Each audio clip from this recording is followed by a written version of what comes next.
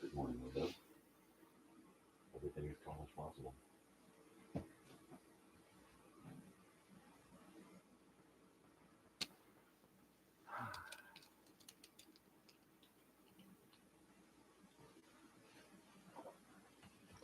No wedgie.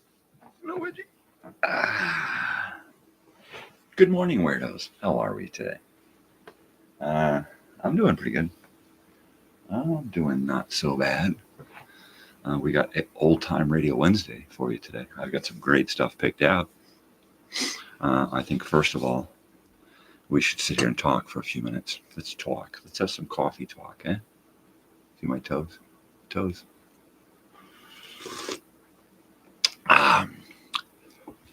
So I talked to my brother last night for the first time in a while. I talked to him just after the announcement of the reunion thing. And I only had him for a few minutes. And last night I got to talk to him, Mr. Negative Nelly. Well, what about this? What about if this happens? Well, you got to be ready for this. Don't you got to remember that we're back home. All kinds of weird stuff. It's like, dude, fuck off. You know, it's like, you know, take your negative shit and stuff it up your ass, because that's where negative belongs. You know, people keep coming at me with negative, and I'm going to show them what negative is, and I'm going to minus some of their fucking teeth. All right? Because I'm over people being negative at me. You want to be negative? Take a hike. I'm sick of it. I'm sick of negativity. All right? If you got something good to say, bring it on. Speaking of something good to say, last night I was trying to go to sleep, and well, not really trying. I was playing around on YouTube, and I was going through my comments on the last episode and popped in to see a couple of people who were there. Once from Sweden. I stopped by your channel and checked out your improv video. I got about halfway through it, and I finally had to just go to bed. But I'm going to finish watching it because I thought it was really, really funny. I thought it was really cool. You're a very, very interesting dude, to say the least. And I'm jealous of your hair. I also stopped in and saw Drawn 77. Drawn. Now I get it. D-R-A-U-N. Drawn. Drawn. So I stopped in and saw Drawn 77. Not much going on there, but I hope that you will stop by here and hang out again. I did subscribe. I like to go to those who subscribe to me and subscribe to them. So stop on by. Let me know who you are so I can come subscribe and check out your stuff.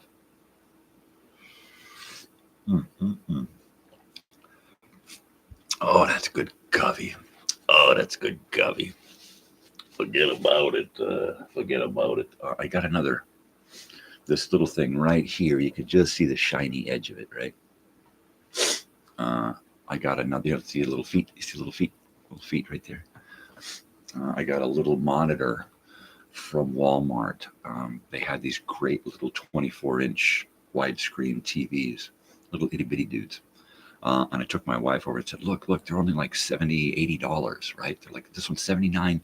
And I'm looking at it like, there's a $55 price tag on this one.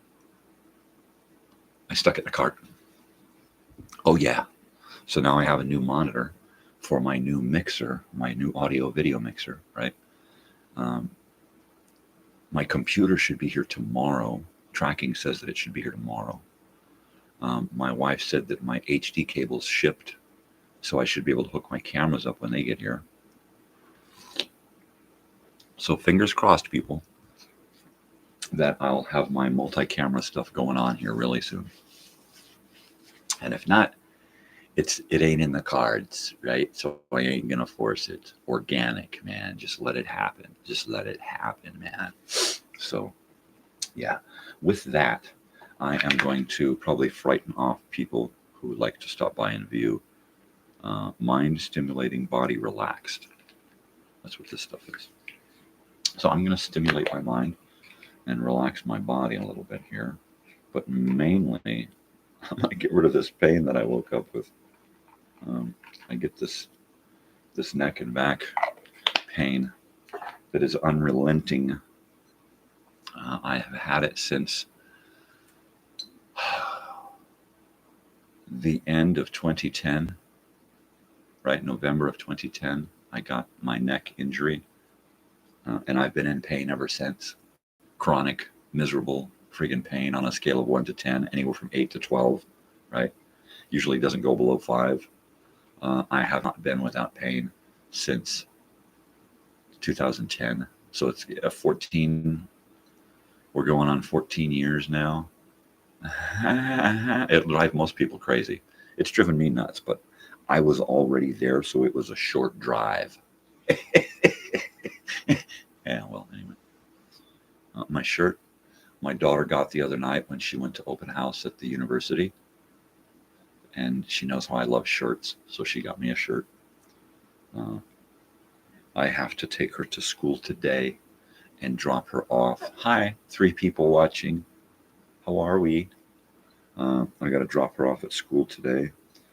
And then the old woman is going to be picking her up so that I can continue with my video work and probably take a nap.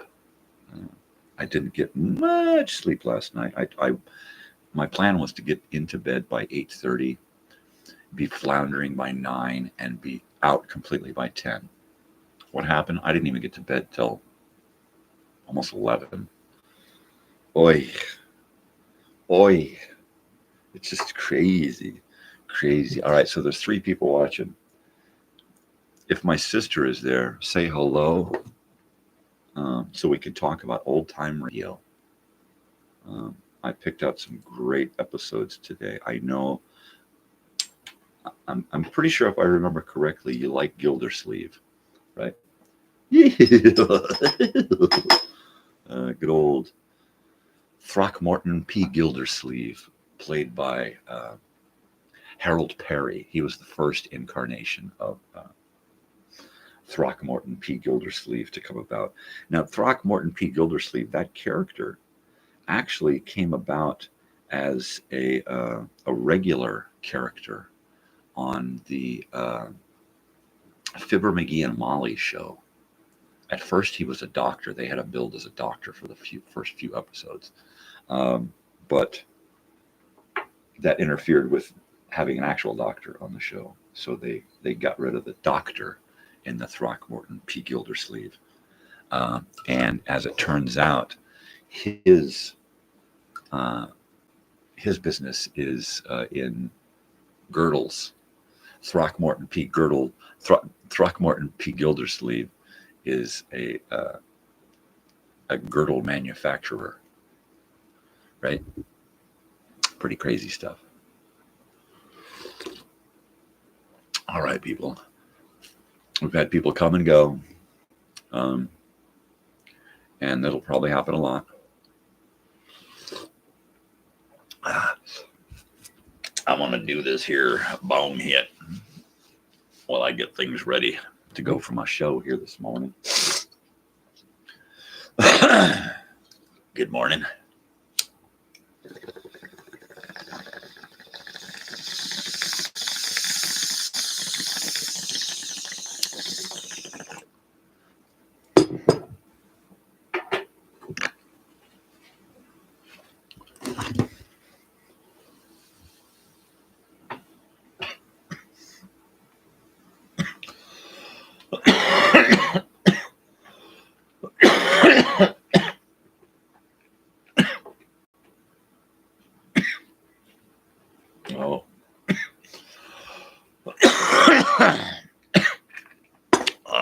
oil OG stuff, right? Boy, that stuff is coffee. Not coffee, but coffee.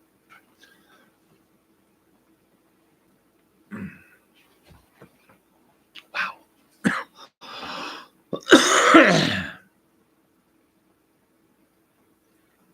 Okay.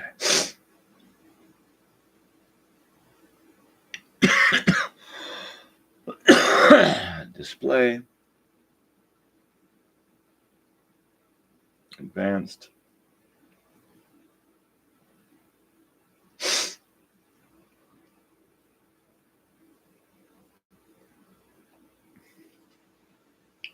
Time out. No, time out. 30 minutes. Okay. Let's go there. Now I have YouTube. Here we go. We're going to dive in. Dive.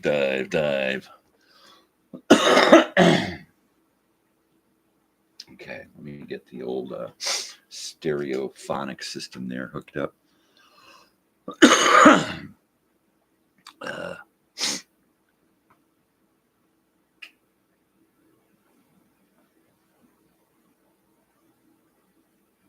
There we go. And we are connected there. Connected. And I'll go to me. And I'll go to the shows that I uploaded today. There we go. Now all I need to do is push play, people. And we're rocking and rolling.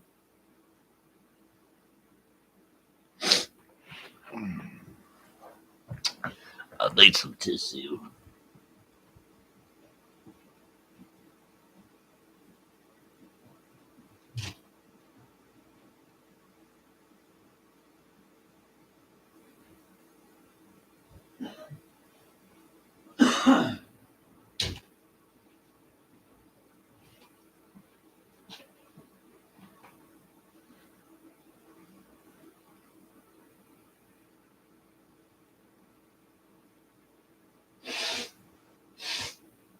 Okay.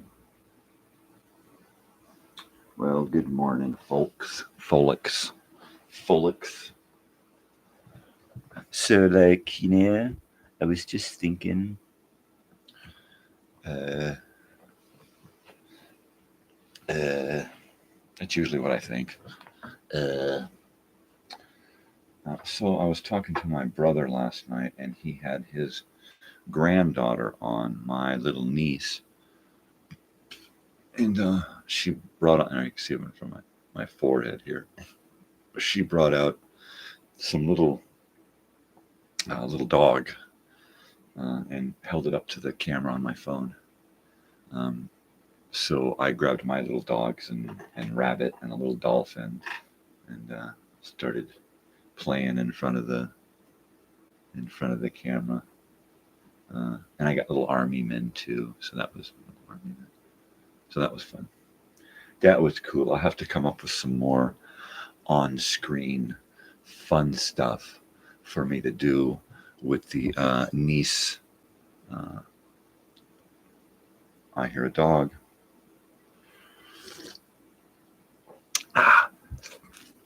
That's my cue to be a doorman. Let me go let a dog out.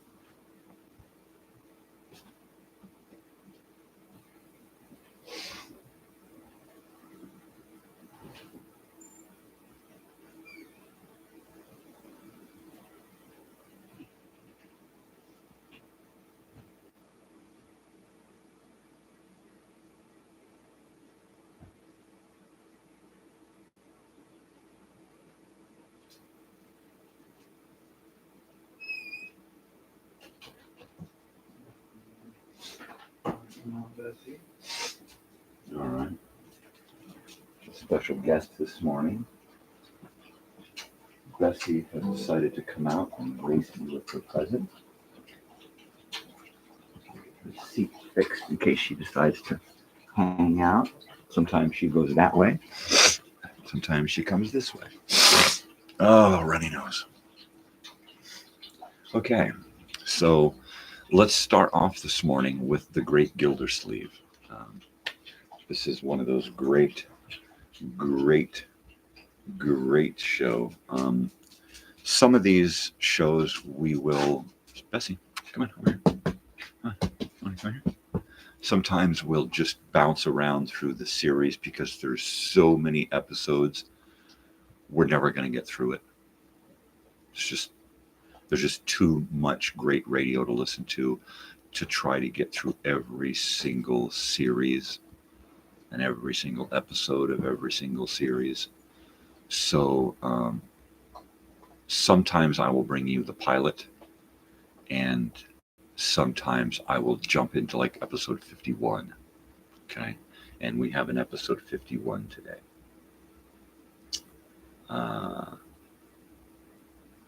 We have 2 episode 1s, two beginning shows. And good morning. And we have, hey, good morning, Joel Diesel. I finally found you on YouTube and stopped by and subscribed. So thanks for coming by again. I'm just about ready to put on some old time radio. We're going to listen to the first half-hour show is The Great Gildersleeve, and it's a comedy.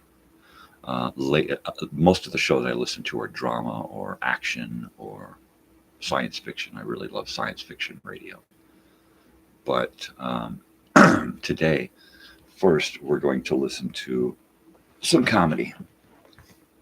So let me get the old headphones on here and make sure we're sounding up to par.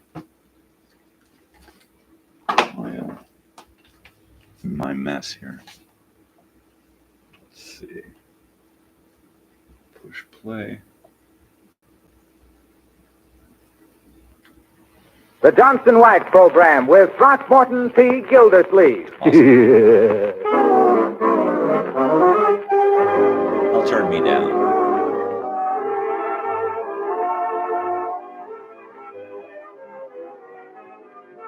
The makers of Johnson's Carnew and the whole family of Johnson Protective Surface Products present for your enjoyment The Great Gildersleeve, written by Len Levinson. Your new summer radio show brought to you each Tuesday night at this time.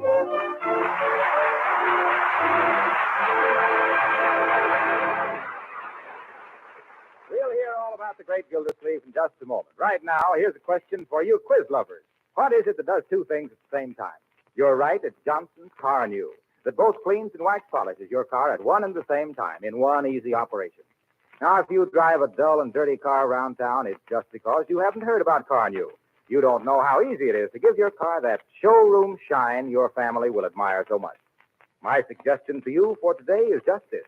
Tie a string around your finger if necessary to remember to stop in at your regular wax dealer, auto supply store, or service station and buy yourself a can of Johnson's Carnew. Don't put it off. The cost is very low and the results are amazing.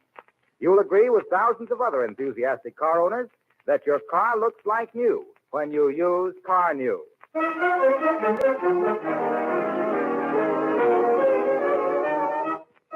And now for the adventures of The Great Gildersleeve.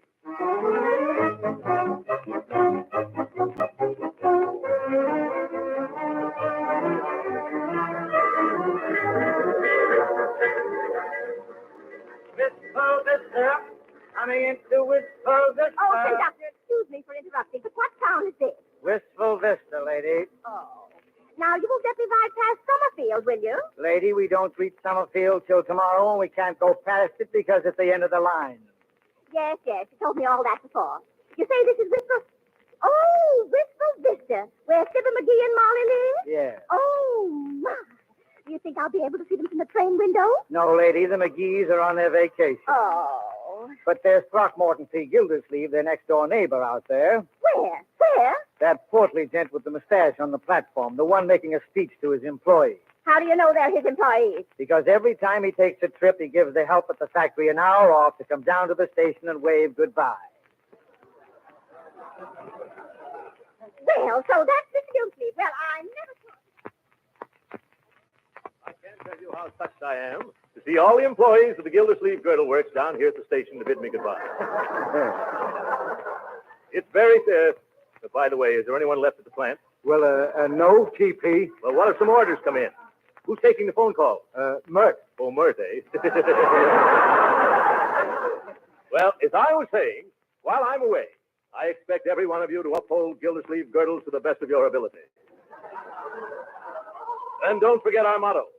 If you want the best of corsets, of course it's Gildersleeve. Just remember, put everything you've got into those girdles. Will you do that? Thank you. And though it's necessary for me to go away and attend to other enterprises, the one thing closest to my heart is the Gildersleeve girdle. I want you all to carry on as if I was right here. And now I know I can count on each and every one of you to do your duty till the day I return. How long will you be gone, T.P.? At least 3 days and maybe till the end of the week. Before you go, T.P., the Gildersleeve Girdle Workers Guild wishes to present you with this handsome leather briefcase as a token of our esteem for you. I don't know what to say. Except, by George, when I get back, I'm going to call in my lawyers and draw up a profit-sharing plan so that eventually all you folks are going to get the work. I'm going to give you the work. What I mean to say is, all aboard? Oh, no. Oh, my goodness, out of my way, everybody. Where are my bags? On the train, T.P. Thanks. Oh, I forgot to buy a ticket. Where do I buy a ticket? On the train, T.P. Oh, yes. Let go of me, boys. Where are you pushing me? On the train, T.P. Goodbye, children.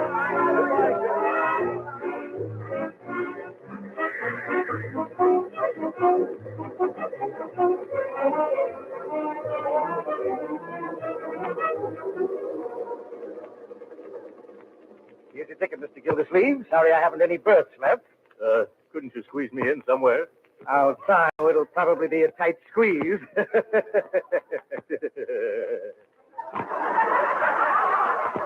Tight squeeze, eh? Side splitting, isn't it? Going to be in Summerfield long? Oh, no, conductor, just 3 or 4 days. I'm taking over the administration of my brother-in-law's estate. Yes. Oh, that's so. Yes, they own an automobile agency that hasn't been doing so well lately, and I'm going to set it to rights. Don't you think maybe you're biting off more than you can chew? Not at all. Oh, that reminds me. It's dinner time. Which way is the diner? Why, an experienced old traveler like you should know where the diner is. Why, of course. No matter where you are, the diner's always at the other end of the train. See you later, conductor.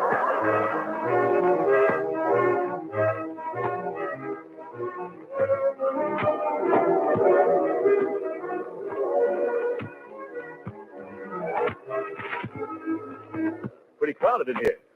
I smiled. Is it all right, Hannibal?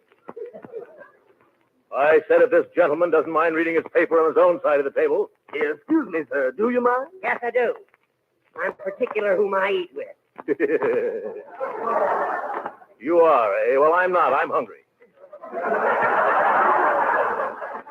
Waiter, bring me a steak. Nice, juicy double tenderloin rare. Waiter, where's my milk toast? I ordered it 15 minutes ago. Yeah, I'm sorry, but milk toast takes time, you know. And waiter, I want a big heaping plate of French fries. Yeah, potatoes. French fries, yeah. And some pickles. And a cup of strong coffee with lots of cream. Yeah, coffee both. I'll get it right away. And bring me my milk toast made with gluten bread, remember? Gluten bread. Oh, that reminds me. Some hot biscuits and a lot of butter and a little pot of jam. Gluten bread toasted and a cup of hot water. Yeah. And then apple pie a la mode, waiter. Yeah, pie a la mode. Yeah, with cheese. Yeah, with cheese. I can't stand this. Listening to you is giving me heartburn. It is. Waiter, don't forget mustard, beefsteak sauce, ketchup, chutney, piccalilli, And a soda quick. Yes, sir. Right away, sir. I'll be right back. Of course, it's none of my business, mister. Then don't stick your nose in it. Yeah. Well, all right, if that's the way you feel. I was just going to tell you you're getting your paper in the butter plate. Don't make any difference. I don't use butter. You don't, eh? I guess it's because butter wouldn't melt in your mouth. Yeah. But what I was going to say was... Never mind. Okay, I won't say it then. But that butter from your paper's all over your sleeve now. I don't care. What? Oh, of all the messes. Water won't take it out. It only spreads the grease. You see, what did I tell you? I'll thank you to mind your own business. Well, that's fine. Thanks for telling you on what side your sleeve is buttered. You leave my sleeve out of this. Well, leave your sleeve out of the butter, then. Furthermore, what's the idea of jumping down my throat? What do you expect addressing a perfect stranger? You're far from perfect, stranger. From now on, I'm going to make a career out of you. That suits me fine. Oh, that's my foot you stepped on, you big buffalo. Excuse me, I always put on the brakes when we go downhill. I ever heard of them. Ah, here comes my food. That's pretty snappy service, waiter. Yes, sir. Well, where's my milk toast? Yeah, I'm sorry, sir, but the chef, he's all out of glutton bread, sir. Yes.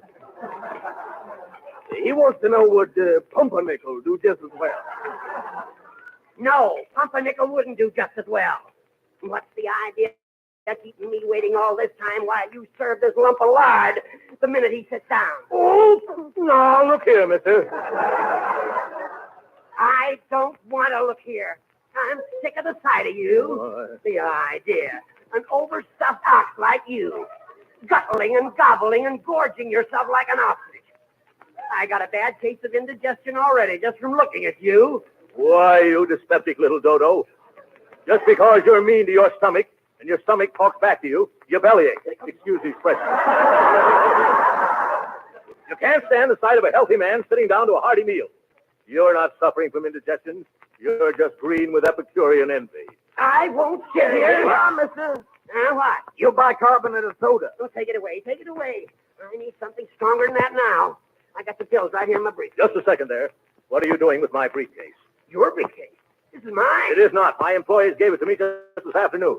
Here, give it to me. Take your fat paws off of my briefcase before I... Before you what, you dried up little crab apple? And now, wait a minute, gentlemen. Let go of my briefcase. I will not. It's mine. If you don't let go of this briefcase, I'm going to... Oh, wait, Matt. Did you see anything of my briefcase? I left it.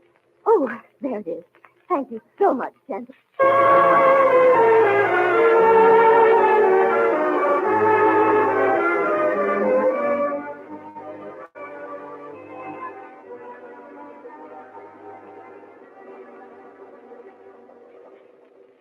There you are, Mr. Gildersleeve. I've located a berth for you at last. Oh, that's fine. I was getting tired of sitting around here in my pajamas. Where is it? It's upper 9 in the next car. Upper 9? Mm-hmm. Oh, my goodness. The last time I was in an upper berth was, let me see, 50 pounds ago. Well, that's the only thing I've got, Mr. Gildersleeve. The porter's making it up for you now. All right, conductor, I'll have to make the best of it. Good night, and thanks. I do hope that porter gives me a wide berth.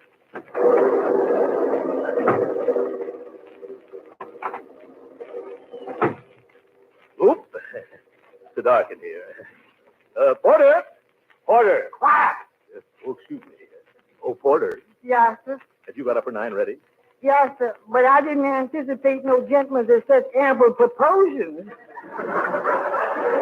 Yes, well, I guess I better take a ladder. Yes, better take 2. They're small. Yes. All right, come on. Here we are right up there. Hey, that looks kind of high. You hold these ladders steady, Porter. Remember, if they tip, I won't. Yes, sir. Yes, sir. Now be careful, mister. Yeah. Train's coming to a sharp curve pretty soon. When? Then, hold on, let us to the ladder slide. I can't hold on. I'm coming down. Look out below. Oh, what hit me?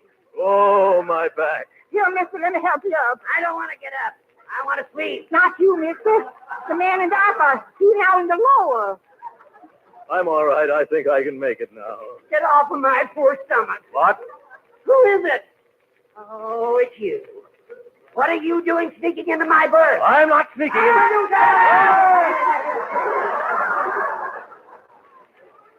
I'm not sneaking. I'm trying to climb into bed. I'm your upstairs neighbor. Isn't that nice? I hope that swinging shelf snaps shut on you. Yeah? Well, if it's going to swing, I'll see that it swings your way. And if I land on you, brother, you'll spend the rest of the night sleeping in the road bed. Quiet. Let me go to sleep. Okay, Grandpop. Unpleasant dreams. All right, Porter, give me a leg up again, will you?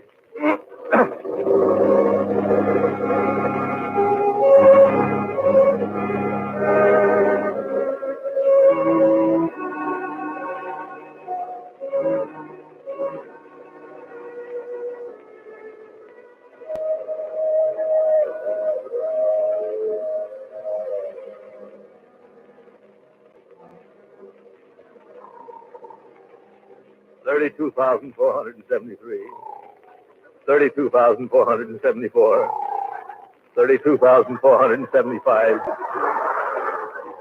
Oh, good God, Brady. 2 o'clock already. Not a wink of sleep. 32,476. 32,477. 32,478.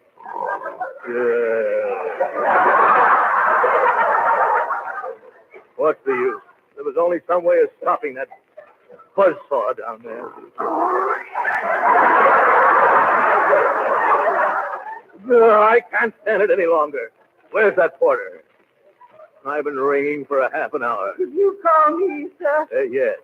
Would you mind getting me a cup of ice water? I can't sleep. Yes, sir. Yeah. Here it is, mister. Thanks for the ice water. You needn't wait. Good night. Oh, good night, sir. Yeah. Now, if I can hold the cup in this hand and open the lower curtain with you, I've got it.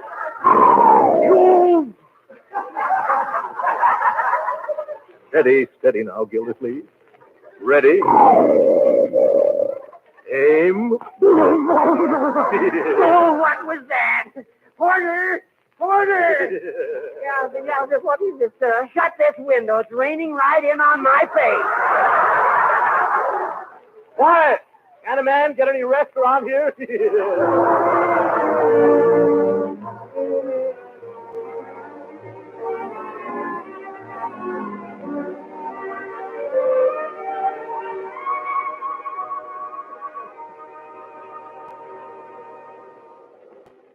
Good morning, Porter. Had a wonderful sleep. How long before we pull into Summerfield? In about 5 minutes, sir. You want me to brush you off? No, I'll walk down the steps like the rest of the passengers.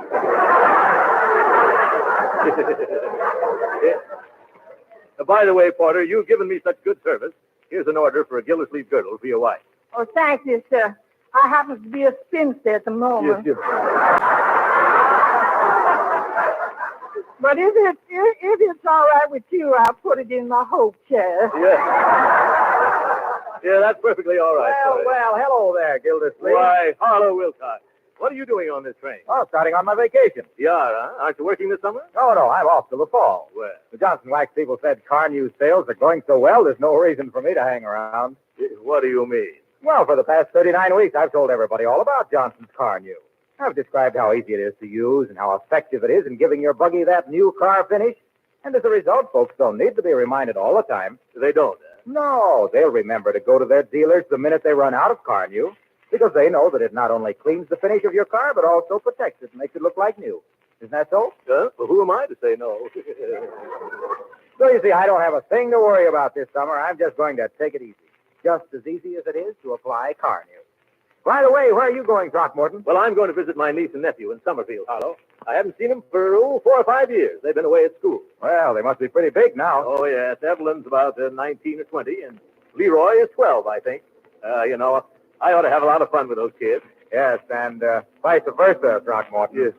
Next up, Summerfield. Hey, lady, wake up. Wake up. This is Summerfield.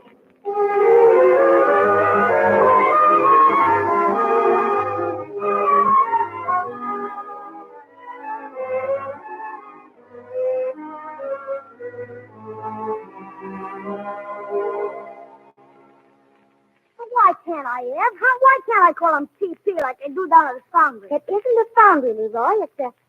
Oh, never mind. It's nothing that concerns little boys. I'm sure that Uncle Throckmorton will prefer to have you call him Uncle Throckmorton. So how about we make him an Uncle Throcky? Ev, how about that? I don't think that will be very respectful, Leroy. But an Uncle Gildy? That's even worse. What's the matter with Throckmorton? Oh, shucks. You can't go around calling a big, tough guy who runs a steel foundry Throckmorton. Why, it's positively derogatory. It's derogatory. Is that true? Leroy, who told you Uncle Throckmorton was in the steel business? Yeah, you thought you were so smart, always trying to hide Uncle's business from me. What's wrong with having a steel mill? A steel mill? Sure, I know all about it. I once got hold of one of his letterheads. The Gildersleeve Girder Company. Yeah, so there. Yes, the Gildersleeve Girder Company. He should be here by now, shouldn't he, Ev? Oh, now don't you worry, Leroy. Just as soon as this train arrives, Mr. Wills will bring him here for breakfast. Yeah, I wanted to go down to the station, too. I know, but Ted has to discuss all the legal details with Uncle Throckmorton before we go to court. You're getting pretty darn stuck on that Ted guy, aren't you? Why, Leroy Forrester, I am not. Ted Wills is merely our lawyer. He is not. Williamson, Williams, Willies, and Wills are our lawyers, and Ted's nothing but the tail end. Well, he's young, yes. We just give him time. Ah, there you go. Oh, say, how if I should call him Uncle Morton? Call who? Oh, Uncle Throckmorton. Well, I don't think he'd object to that. Wait, I can do better than that. How's this? Uncle Mort. Who's that? Uncle Mort. I'll answer it. Well, I'll bet this is little Leroy. Leroy, this is your uncle. Hi, Uncle Mort. Yeah, hi, who? You, Uncle Mort. You don't mind if I call you Uncle Mort, do you, Uncle Mort? Not at all. Go right ahead. Uncle Mort, eh? I like that. And this is Evelyn, Mr. Gildersleeve. Evelyn, eh? Come here, my dear. My, how you've grown.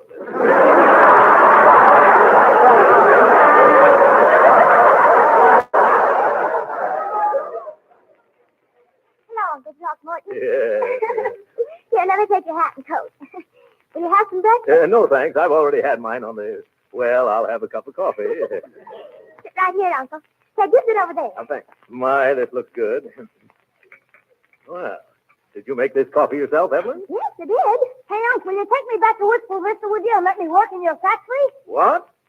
Well, I didn't think you'd be interested in that sort of thing. But, Leroy, here I am, Uncle Mort. That must be somewhere else. I bet you make the supports for a lot of big projects there.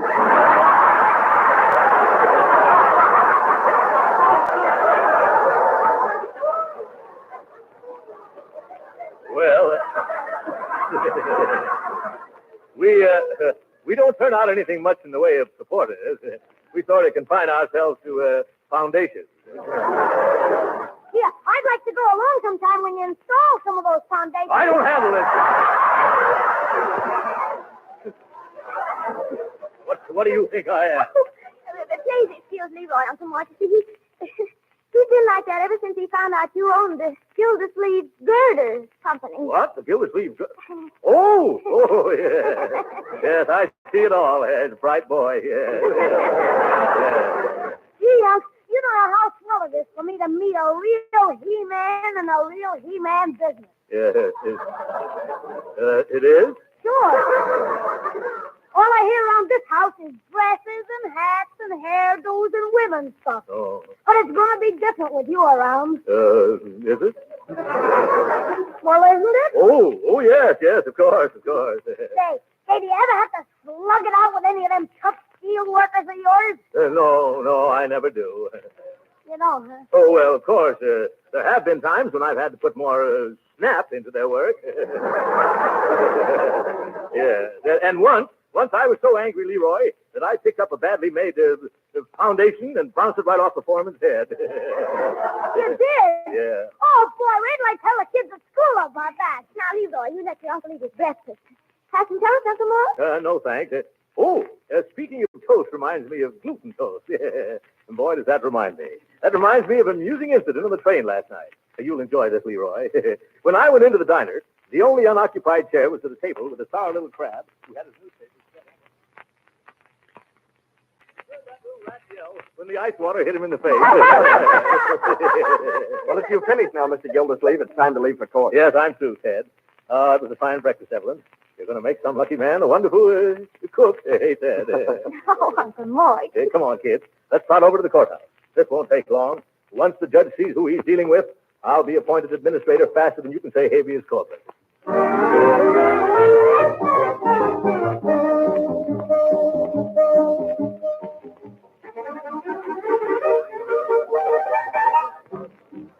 Well, all I can say is we run things better than this in Wistful Vista. 11 o'clock and the probate judge hasn't even shown up yet. Well, Judge Hooker's usually very prompt. The trouble with some of these judges is they think they're little tin gods. Take those black robes away from them, what have you got? bow legs. That's a hot one, Uncle Mort. Yeah, I'm glad you like it. Everyone rise, please. Well, I'm glad he's here. Now we'll get this thing over with quick. Fair court, Department 25, the Honorable Henry H. Hooker, Judge of Silence, Sound Session. Please seated. Sit down, Uncle Mort. Huh? Yeah. Oh, my goodness. Who's that man sitting in the judge's chair? Well, that's Judge Hooker. Judge Hooker? That's the man in the lower berth.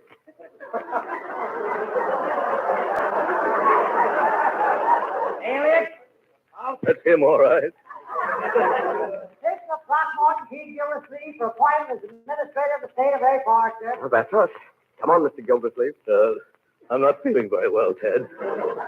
Couldn't we postpone this over to another judge? Oh, come on, Uncle Mort. Remember what you said. This guy'll be a pushover. Pushover, yeah. Now, come on, step up. Don't dawdle. I haven't got all day. Make a snappy, folks. The judge is pretty short-tempered this morning. He didn't get any sleep last night. Oh, good Godfrey. Your Honor, with your permission, I'll put Mr. Gildersleeve on the stand and examine his qualifications for this position. Go ahead, Mr. Wills. Swear in the witness there. You solemnly swear to tell the truth, the whole truth, nothing but the truth, help you? I do. Well, do you or don't you? Speak up. I do. That voice is very familiar. Oh. Turn around, Mr. Oh, so it's you. Yes. Yeah. Hello, Judge. How are you this morning? I'm loud. Witness will confine himself to the matter at hand. Mr. Wills, Yes, Your Honor. I'll examine this man's qualifications if you don't mind. Why don't, Your Honor? Yeah, but I do. Silence. Yes, sir. You're here to answer questions. Now then, Gildersleeve, if your name really is Gildersleeve, what do you do for a living? I make girdles, Your Honor. Order in the court. Order in the court. And you, Gildersleeve. Gildersleeve.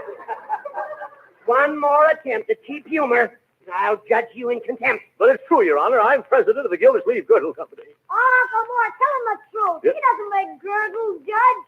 What does he do? Steel foundations. I bet he would, too.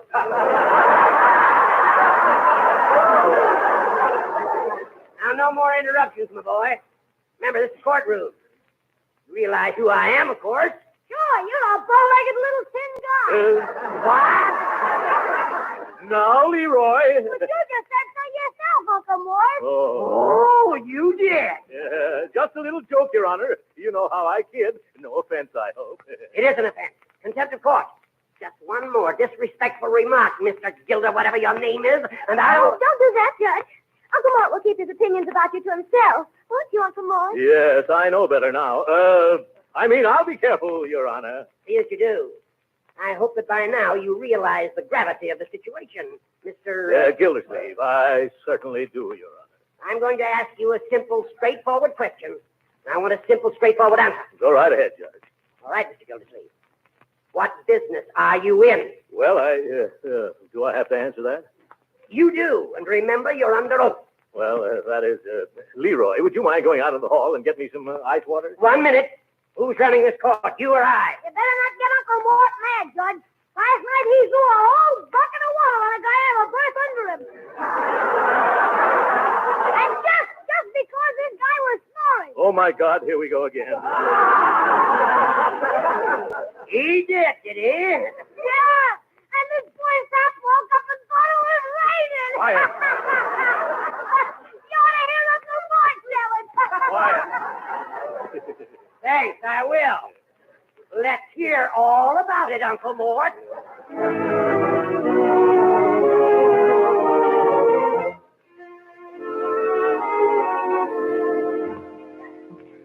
But, Judge Hooker, it's after 5 o'clock. Yeah. This poor man's been on the witness stand all day. All right. One more question, and I'll hand down my decision. Mr. Gildersleeve, what makes you think you have executive ability? Well, I have a large staff of my own, and through years of experience, I know the proper relationship between employer and employee.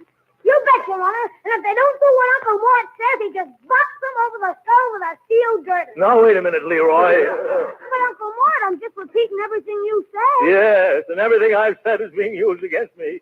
I can't go on. Your Honor, Yes, Mr. Wills. Our firm has checked and double-checked Mr. Gildersleeve's references. We're satisfied as to his qualifications. We therefore petition you to name him as the new administrator of the Forrester estate. Uh-huh. Mr. Wills, I have great respect for you and your associates. That is probably the only reason why I'm going to grant your petition.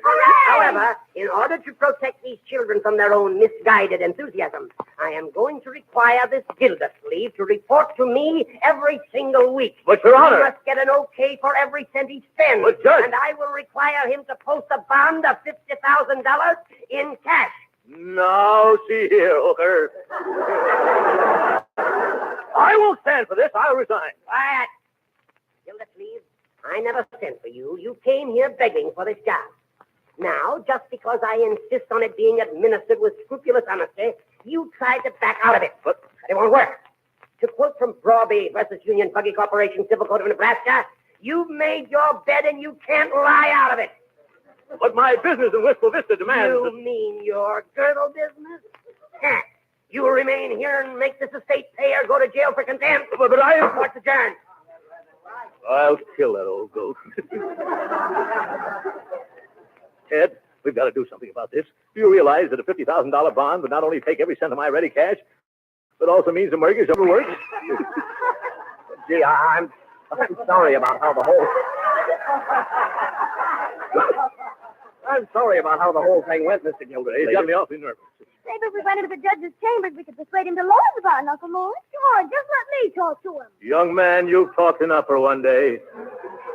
How about it, Tim? Well, it won't hurt to try. Come on. Yeah. Tim? Excuse me, Judge Hooker. You remember me, don't you? I thought perhaps maybe we could possibly get that little cash bond reduced. I don't see why I should waste any Well, more I've time. been thinking, Your Honor, if you spoke to somebody who'd known me for a long time, they might convince you that I'm not such a bad fella. Oh, that would be fine, Uncle Morris. Who could the judge talk to? Well, the president of the Wistful Vista Chamber of Commerce, Evelyn. He's my next-door neighbor, too. A fellow named Fibber McGee. We can call him long distance.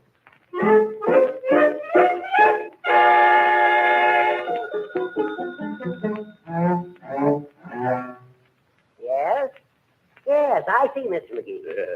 Yeah, I'm glad you put me straight on that. Yeah, see, I knew my pal would set me in right. That's a very good point. I wouldn't have missed this chat for the world. Leroy, I want you to meet McGee one of these days. There's one of nature's noblemen. Oh, yes. This conversation will influence my decision a lot, Mr. McGee. Thank goodness. I guess you've made my mind up for me, Tipper. Ooh.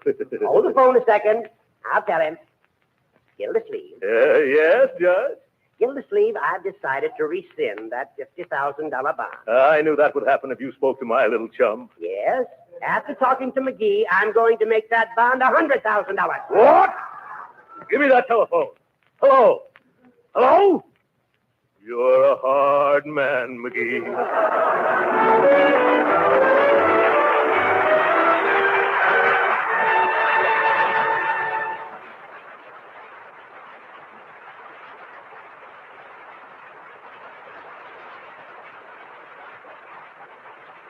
The great Gildersleeve will be back in just a moment. You know, one thing that's welcome any time is a new product or a new idea that will save work. That's just as true in the home as it is in industry. Look how successful Johnson's self-polishing glow coat is, because it has saved housewives millions of hours of work in taking care of their floors. And just as much of a work saver for you men is Johnson's sensational new auto polish, Carnu. Carnu does two jobs at once, both cleans and wax polishes your car in one easy operation. Formerly, to do these jobs cost real money or several hours of hard work. Now, with Johnson's Carnu, many car owners tell us they do both jobs in an hour. Imagine cleaning and wax polishing your car in 1 hour. Oh, if your car is very dirty, it may take you a little more, but you will still say Carnu is a miracle worker. As a matter of fact, thousands of the country's leading service stations are now using Carnu for polishing customers' cars. There's only one way to find out how easy Carnu is to use, what a beautiful showroom shine it gives your car. Try it yourself. Get a can tomorrow from your regular wax dealer, auto supply store, or service station. Remember, your car looks like new when you use Carnu.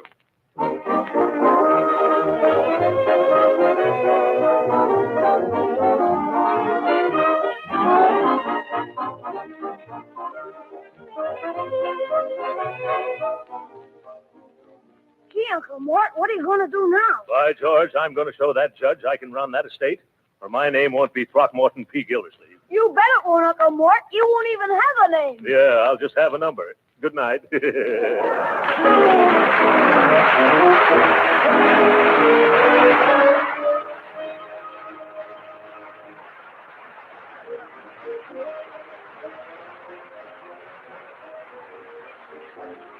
Harlow Wilcox, speaking for the makers of Johnson's Wax Finishes for the home and for industry, inviting you to be with us next Tuesday night to hear the further adventures of the great Gildersleeve.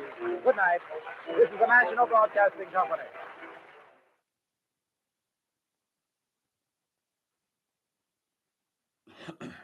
Well, that was fun. I really dig Gildersleeve. From May 16, 1941, that was Harold Perry doing the voice of Throckmorton P. Gildersleeve. Of course, he got his start as Gildersleeve on the Fibber McGee and Molly show. And so we heard the last "You're a Hard Man, McGee" from good old Throckmorton. This is probably one of my favorite comedy shows, next to, let's say, Duffy's Tavern, where the elite meet to eat. That's another good show. That's an East Coast show there. Duffy's Tavern here. Duffy's Bar. Duffy ain't here. That's a great one. But good old Gildersleeve. This was episode 1, so I won't guarantee that we'll hear episode 2, but I will say that we'll hear Gildersleeve again in some form here on the show. It was brought to us by Johnson's Turtle Wax, or back then they called it Johnson's Renew. Great old time stuff there. So we are going to go from comedy into some scary stuff. So let's go into the inner sanctum and see what the mind has in store for us. Inner Sanctum Mysteries, starring Ann Seymour and Myron McCormick. Brought to you by the makers of Carter's Little Liver Pills, the best friend to your sunny disposition.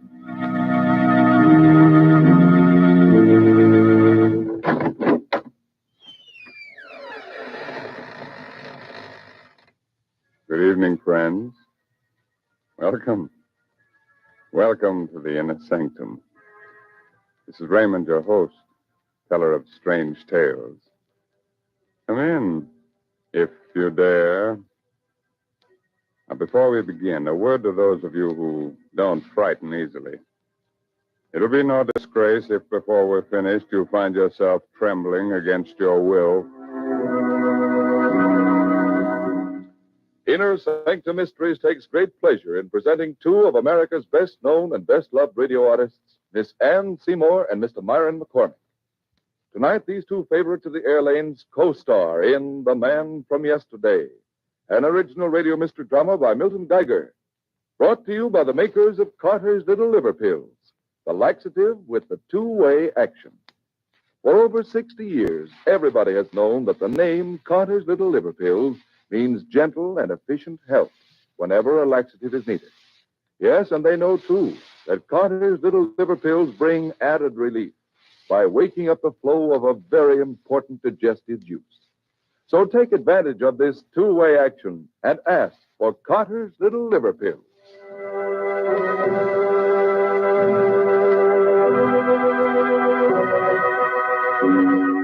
Do you like to have your hair stand on end? You like to feel your blood run cold? Of course you do. Come along with me, then, to the jungle. Still and hot. Weirdly yellow in the strange light of the tropic moon. In a clearing, the African natives of Dr. Robert Rand's museum party sway to the slow throb of their drums. A few hundred yards off in the thick bush, A monstrous humpbacked shape drops silently from the trees, moves swiftly across the shadowed jungle floor. Suddenly, the earth gives way under the dark, crouching monster's feet. He struggles wildly a moment and falls, disappearing into the earth.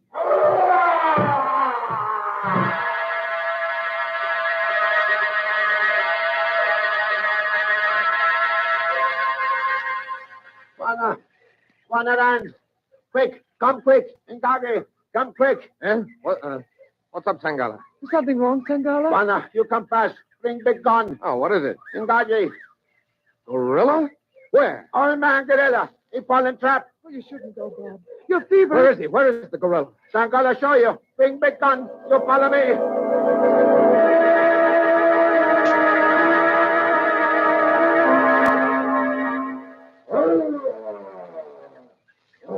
Can you see him down there, Bob? And I see him. What a fellow. What a prize he'd be for Professor Converse at the museum. A full-grown gorilla. Ruth, we've got to get this fellow home, alive. Oh, Bob, it's dangerous. You're ill. Must you? Converse would never forgive me if I didn't. Bob, What is it? the gorilla hasn't made a sound for some time now. That's right. Turn the flashlight on there, will you, Ruth? That's very strange. Is he hurt? No. But look at him. See how he stares up at me. Yes. And such steady, knowing, intelligent eyes. Almost human. Yes. Gazing so steadily into my own. Unflinching. Unafraid. And puzzled. As though he's seen me before. As though he recognizes me. Is trying to remember me from somewhere. Sometime.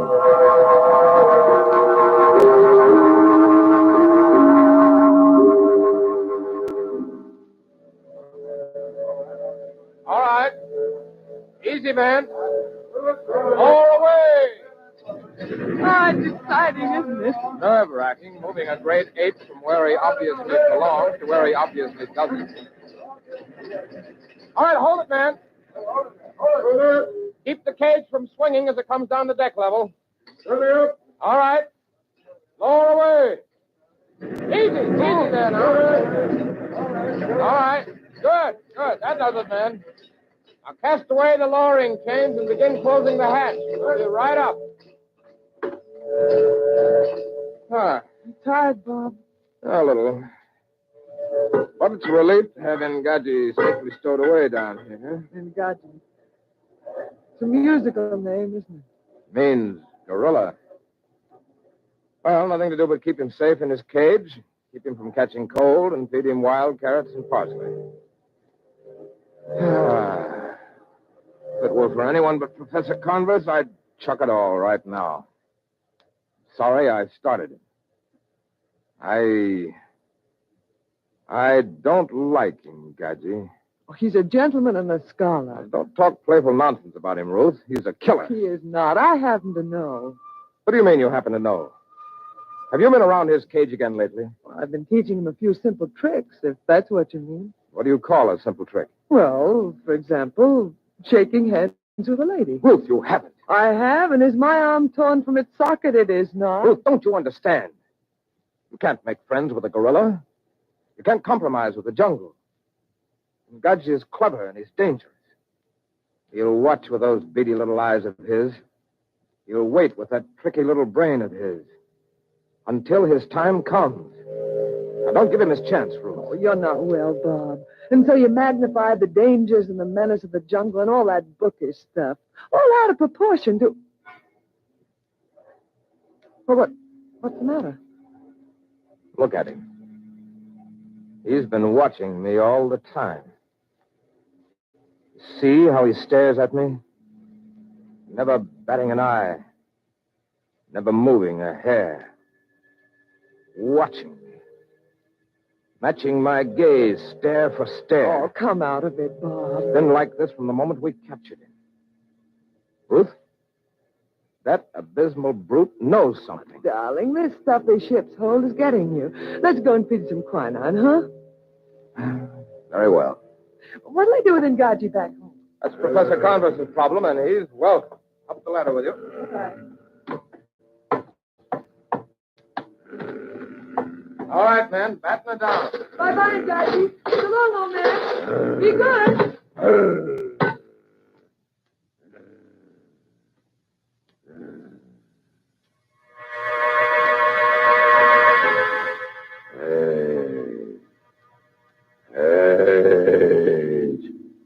Hey, from before.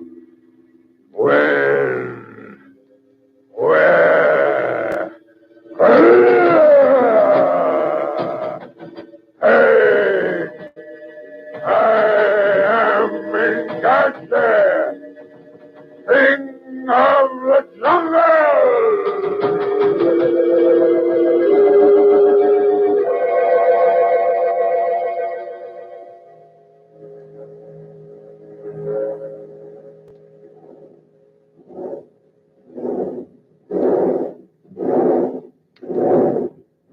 No, Ngaji. The other hand.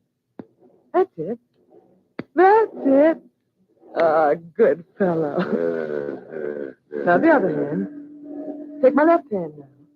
The left. That's it. Oh, careful now. Squeeze so hard. Hey, Butch, take it easy. No. Mustn't pull it. Stop pulling, do you hear? Ngaji. That's better. Now let go of the lady's hand. That's it. Now then, how about some exercise? Think you could walk around the hold here with a distinguished dame on your arm? Yeah, let's see how chain and iron pin work on this door.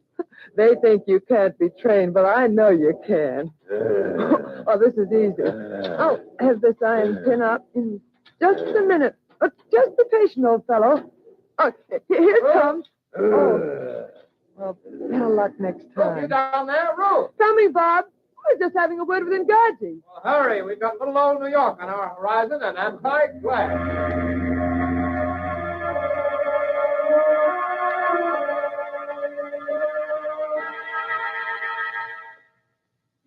That's very kind of you, Professor Converse, putting Ruth and me up at the museum like this. Not at all. A plenty of room. Besides, I want to keep an eye on that fever of yours, because you won't. Well, nevertheless, Professor, we won't impose on your hospitality a moment more than it takes us to get settled again here in America. Here. Here's another door. After you, Ram. Thank you. This old wing is out of use, but it still has electricity. And what's more important, heat. So the zoo can build proper quarters for Ngaji, we'd better keep him in here where the temperature is even. I've been thinking, Professor. These oak doors wouldn't be any problem at all to Ngaji if he happened to get on the loose. True. The door closing off this old wing from the new building is really made of iron. I see. So, unless your gorilla is of the armor-piercing variety, it's pretty safe. Here's next to the last door. This used to be our dinosaur room. A huge room.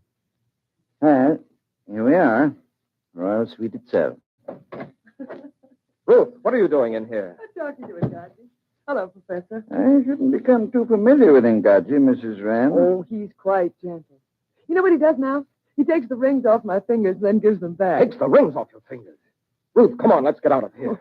All right. You're rougher than a 500-pound ape. He's a real gentleman. Look at him. Look how he presses his face between the bars. To get a closer look at me. It's been like that since...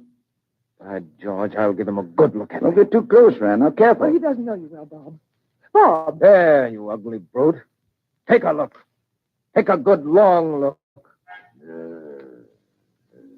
Well, what do you see? All right, he missed me. Could have shattered your skull with that blow, Rand. Well, it's only because he doesn't know you, Bob. He does know me. He looked into my face, and he saw something. What did he see?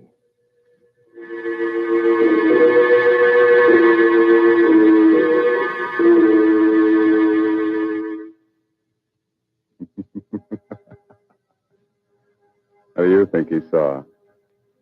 Well, I'm no fortune teller. I'm only Raymond, your host here in the inner sanctum.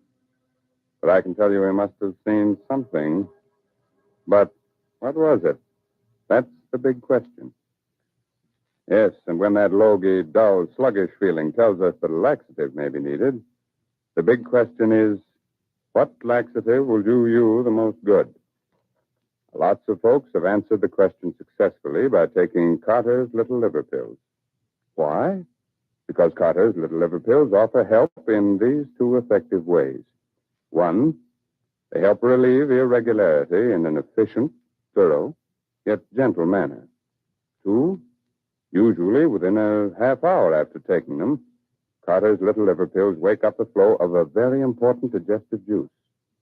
It's this vital juice that helps tone up a lazy, sluggish digestive system so that folks can lose their grouch and feel better. You better keep that in mind, friends. And next time, remember Carter's Little Liver Pills. A laxative that helps in more ways than one.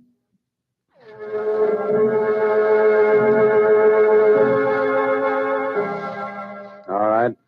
Do you still want to know what the man from yesterday saw when he looked into Rand's face? You'll be sorry, but you asked for it. So let's go into Ngaji's cage with him now as he listens to a strange, mysterious voice.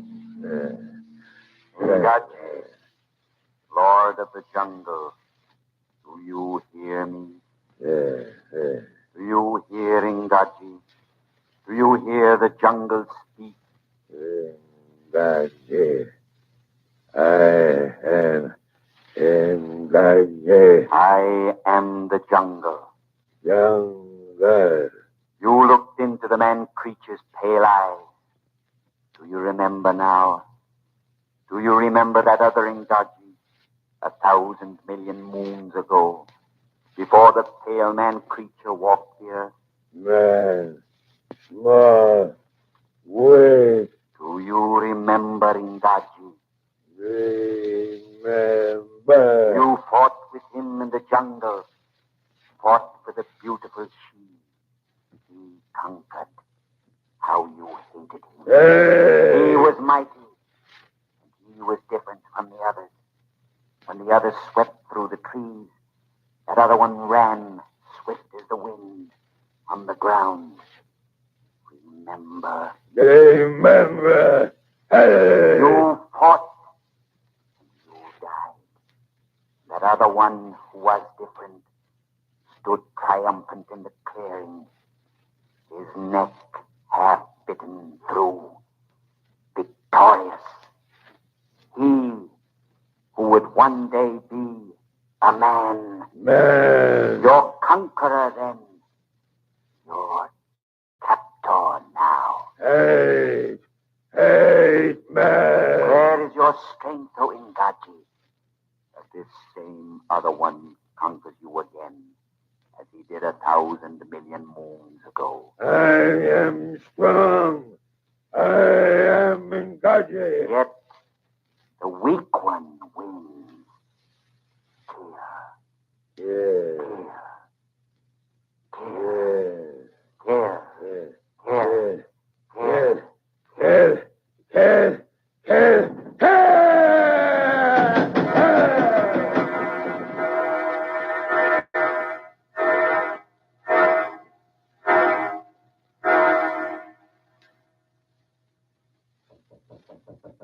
Come in, Rand. Come in.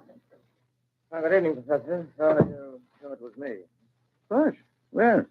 That's exactly why I'm here, Professor. It's getting to be a habit around here. There's a knocking. It must be that feverish fool Rand. Come on. We want you here. There's such a thing as wearing out your welcome. You paid 1,000 times by bringing us back that magnificent gorilla. I don't consider that adequate compensation. Professor, I might as well tell you. I'm sorry I ever blundered over the brute. He's just getting here again. Go to bed and take some... No. I'm afraid of him, Ngaji. Not in the physical sense. I could cope with his power, his force. But he's changed. I can't cope with what he's become. It infuriates and humiliates me that That gorilla has something on me. Has me at some disadvantage that I don't understand. Gotten under my skin. You remember when he struck at me 3 weeks ago? Do I remember? Of course I do. He changed after that. When he looks at me now, he isn't puzzled. He isn't searching his memory for some clue to me anymore. He knows. He knows who I am and what I mean to him. Whatever it is, he hates me. Hates me with a dreadful, consuming energy. I don't question that, Rand. It's plain enough. Yeah, do you hear? He never had those tempers. Now something is mending him into a frenzy of hatred and defiance. Something in that secret brain of his. You'd better calm him down before he dashes out that secret vein of his. Come on, Rand. We'll talk later.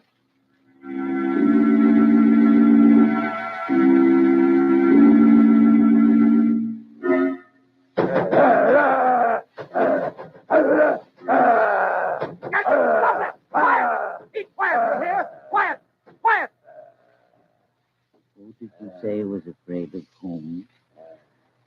He's quiet, yes. But look at those eyes. Where have you seen such hatred? Or such tremendous living power? Yes. You've got to admire it at first. You almost think for a moment that he represents the super race. That big, black-haired, purebred gorillas are the dominating people. And on the basis of sheer power with a certain amount of intelligence and ruthlessness, you think he ought to rule. Then you stop to think. You remember. Yes, he's pure black gorilla and powerful. But after all, he's just a gorilla. Oh, I thought I heard him judge fighting in here. Well, you did. Your precious beast was having a tantrum. You catch cold running about barefooted like that, and that wouldn't do. Because Engadji might catch it from you, and that would be the end of Engadji.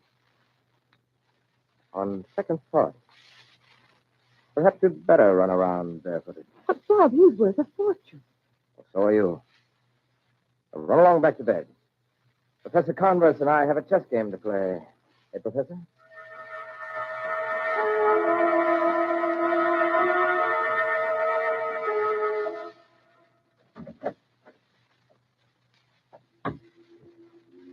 Engadji. Hi, old fella. I brought you bananas. Here. No, I haven't got any more. What? Oh, my hand. Which one? This? Oh, the left. Sure, pal. Take it easy, though. It's brave. That's a good boy. Oh, no. No, Engadji. Give me back the rings. Come on. Hand over the jewels. I'll pick them up, Engadji. Engadji! All right. Get them myself. But you won't hear the end of it. I'll show you. You've eaten your last banana for a month, and don't you forget it. Engadji! What's the matter? Why don't you know me? Engadji, stay back! Stay back!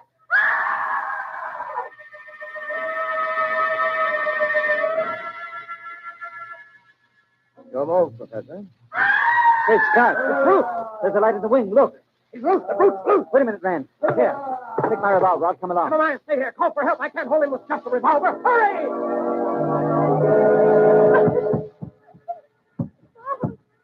Bob, help me, Bob! Help me! What happened? Are you hurt? That's my eyesight. And I locked the cage. He broke the door. darling, that's all right. I could just get in here and bar the door before he realized he was me. You walk down here. No, I ran to the door, but I hit my foot right. I can't stand, Bob. Put your arm around my shoulder. Hurry. Break through. I let him escape. I let him. That's it, darling. Now hold tight. But you're yourself. You can't carry me too far. Hobble on one foot now. Up. Oh. Come on now. All right, darling. Quick. The next room. Quick, in here. Now, the next room. We've got to hold him off. Blow him up. Come on, Ruth. Hurry, darling. I Hurry. can't. And I'm holding you back. Oh, leave me. Leave me with a gun. I can shoot. Please. Please. No. In here. I'll try it. Got him. Quick now before he recovers. Rob, you can't go on with me. Just one more door. The last door. All right. Can't strike iron. Keep moving. Try to help him. Can you? I'm A trying. little further. Just a little further. Here. Oh, Bob. What's the matter? Lock. From outside, it's automatic. Rob, but the professor. I don't know. He's gone for help. Oh. Steady, go. Steady. The lights. They hit the fuse box. We shut out the lights. Listen. He's dead. They got the shot, Mother. He's dead. Quiet.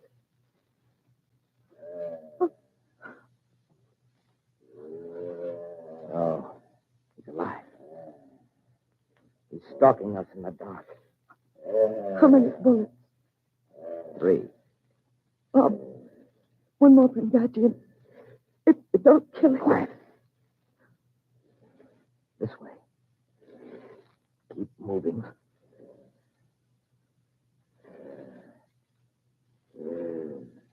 Now, Bob. He's against the window.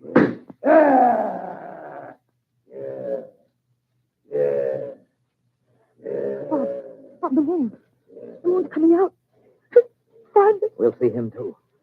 I've got 2 shots left. Perhaps. The moon. He sees it.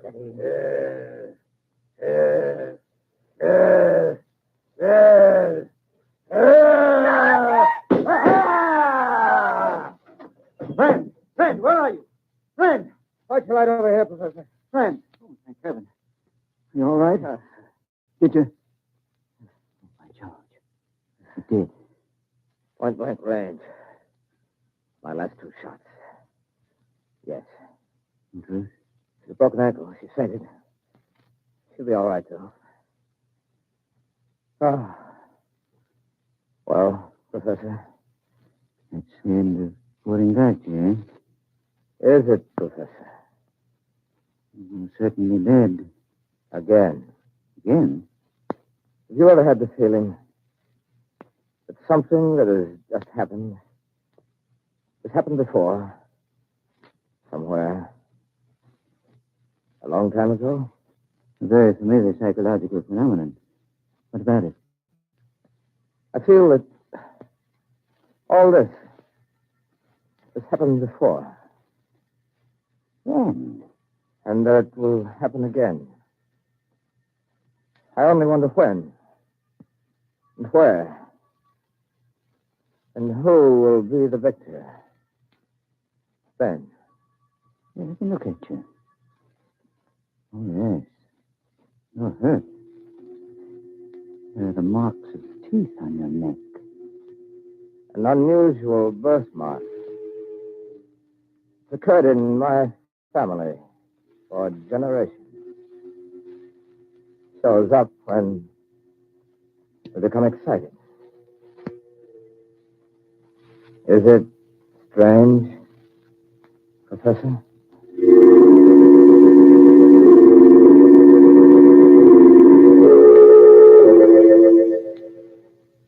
All right, friends. You can come out from under your table. Everything's all right now. Ngaji is dead, and we're safe for another 10,000 years. Good. Oh, Mr. Hurley, Ngaji was only imaginary, so don't let him worry you. No, you're right, Raymond.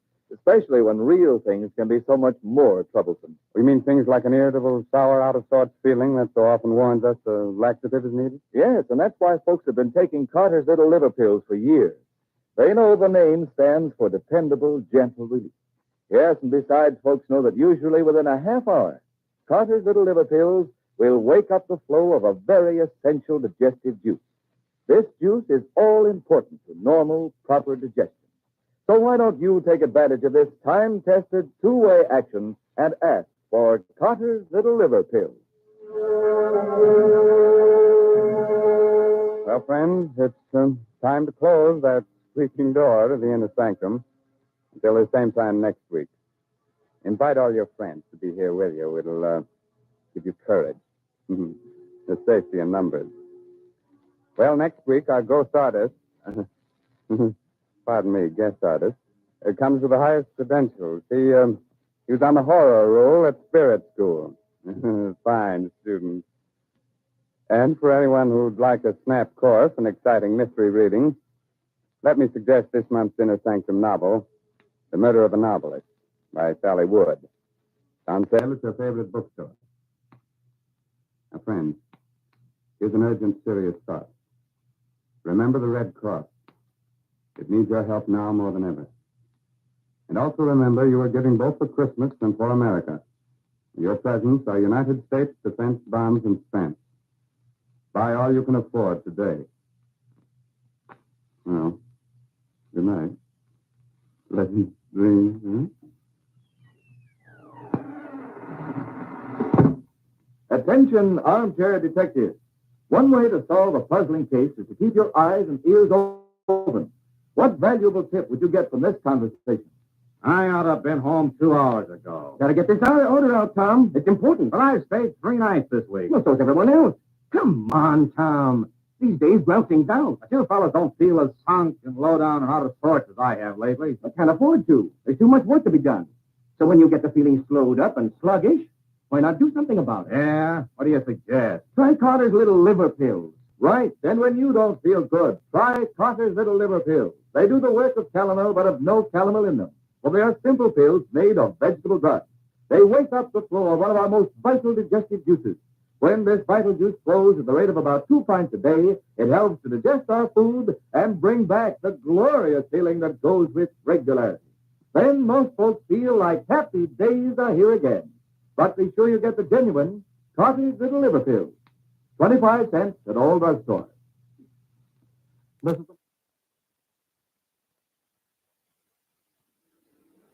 All right, there we go. From December 21st, 1941. You can hear at the end there, reminding you to buy war bonds. This is only 2 weeks after the bombing at Pearl Harbor.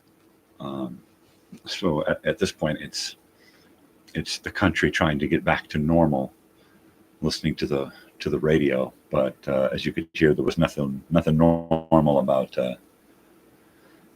what was going on in America at the time. Milton Geiger wrote this, as he did many of the episodes of Inner Sanctum. It was Inner Sanctum Mysteries originally, and then it was shortened to Inner Sanctum or The Inner Sanctum. It was a weekly program on NBC, and it started a few years before this. This is episode 51. So the series had been on and had been a radio broadcast hit for a couple of years before the episode we just heard. So I want to check in with some people who may or may not be here this morning. Joel Diesel from the East Coast popped in and said good morning, and I'm just wondering if he's still around, and if he is, how you doing there, Joel? Did you have a good night working last night? Also, Ruby, did you enjoy that show? It was kind of a weird one. I've never heard that before. I like to choose stuff that I haven't heard. A lot of the X-1 I've heard. Yeah, 11 hours. Geez, dude, that's crazy. I remember those days. I did a lot of that long day stuff. I first started working at cool. Nice. Well, it's good to like what you do. I started working at 15, and my first job was a busboy / dishwasher at a casino in our hometown. And I moved to the graveyard shift at 15. I looked older than I was, so I got away with it for a while. And then when they realized that they had a 15-year-old hanging out in the middle of the night all morning long, scrubbing pots and pans and stuff, they put a kibosh to that and got rid of me. That was kind of a bummer, but that was my first real job. I had done some construction cleanup type stuff earlier in my 15th year, but I do not envy long days anymore. Now a long day for me is sitting at the screen here editing video, and I can do that for forever. A long day for me is taking my daughter into Los Angeles from here to go to a concert, and being out most of the day and most of the night, leaving here at about noon and not getting home till about 2 in the morning. So that's a long day for me, and that is really, really tough to do. But I love it, so I do it, which is why you enjoy your stuff and you do it. I want to remind you that today's show is brought to you by Johnson Renew Turtle Wax for your cars. And don't forget Johnson Wax for the little lady at home to do the floors. Coffee good this morning. So let's see. You're probably going to be heading off to bed here shortly, or at the very least having some dinner. When I did the late shift, I was always, or even an afternoon shift, a split shift. I always had to stay in bed asleep until like 2 hours before I got to head out. And so my daughter does that now with college and the university. And she stays in bed all day long until it's time to get up and go to her class, whether it's at noon or she'll come home and take a nap and get up and go to her evening class at 6:30 in the evening. But yeah, she's kind of taken on that mantle of working your sleep around whatever your schedule is, and she's pretty good at it. She's really good at it, much better than I was, much better than I am now, because I have a hard time trying to find that right sleep thing. I get a couple of hours of sleep before this, and then I might squeeze in a nap, and then by the end of the week, by Friday or Saturday, I'm just totally wiped out from being on too much. A couple hours of sleep before this, and maybe if I'm lucky, a couple of hours of sleep after this, but more than likely I'll have too much to do, and then by the end of the week I'm just crawling on the ground, because my sleep goes from maybe 5 or 6 hours to 3 or 4, and then by the end of the week I'm just making it with an hour or two. So yeah, the weekends I crash pretty hard for a day or two after this, after the week is done. Granted, I don't have a whole lot on my plate, but what I do have is time consuming.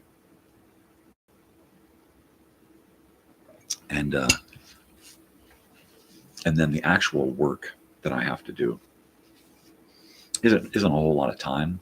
It's just kind of physically demanding. 6 hours of sleep, see? 6 hours of sleep would normally be like on the verge of too much. Normally, I'm an insomniac. So since I was a little kid, I was always doing 4, maybe 5 hours sleep a night. And then, and I was always frustrated because, I was the only one awake for, much of the evening and the morning. I'd go to sleep early, I'd get up early, or I'd go to sleep really, I'd go to sleep late and get up early. Sometimes I would just go to sleep so late that when it was time to get up to go to school, I just couldn't do it. Yeah, and so it stuck with me my whole life, insomnia, and it's not until recently when I started doing this morning show that I started getting more than 5 hours sleep a night, because I would get 2 or 3 hours of sleep before this, and then I would finish the show and do some work, whether I'd have to go out and clean vacation rentals or do some video stuff.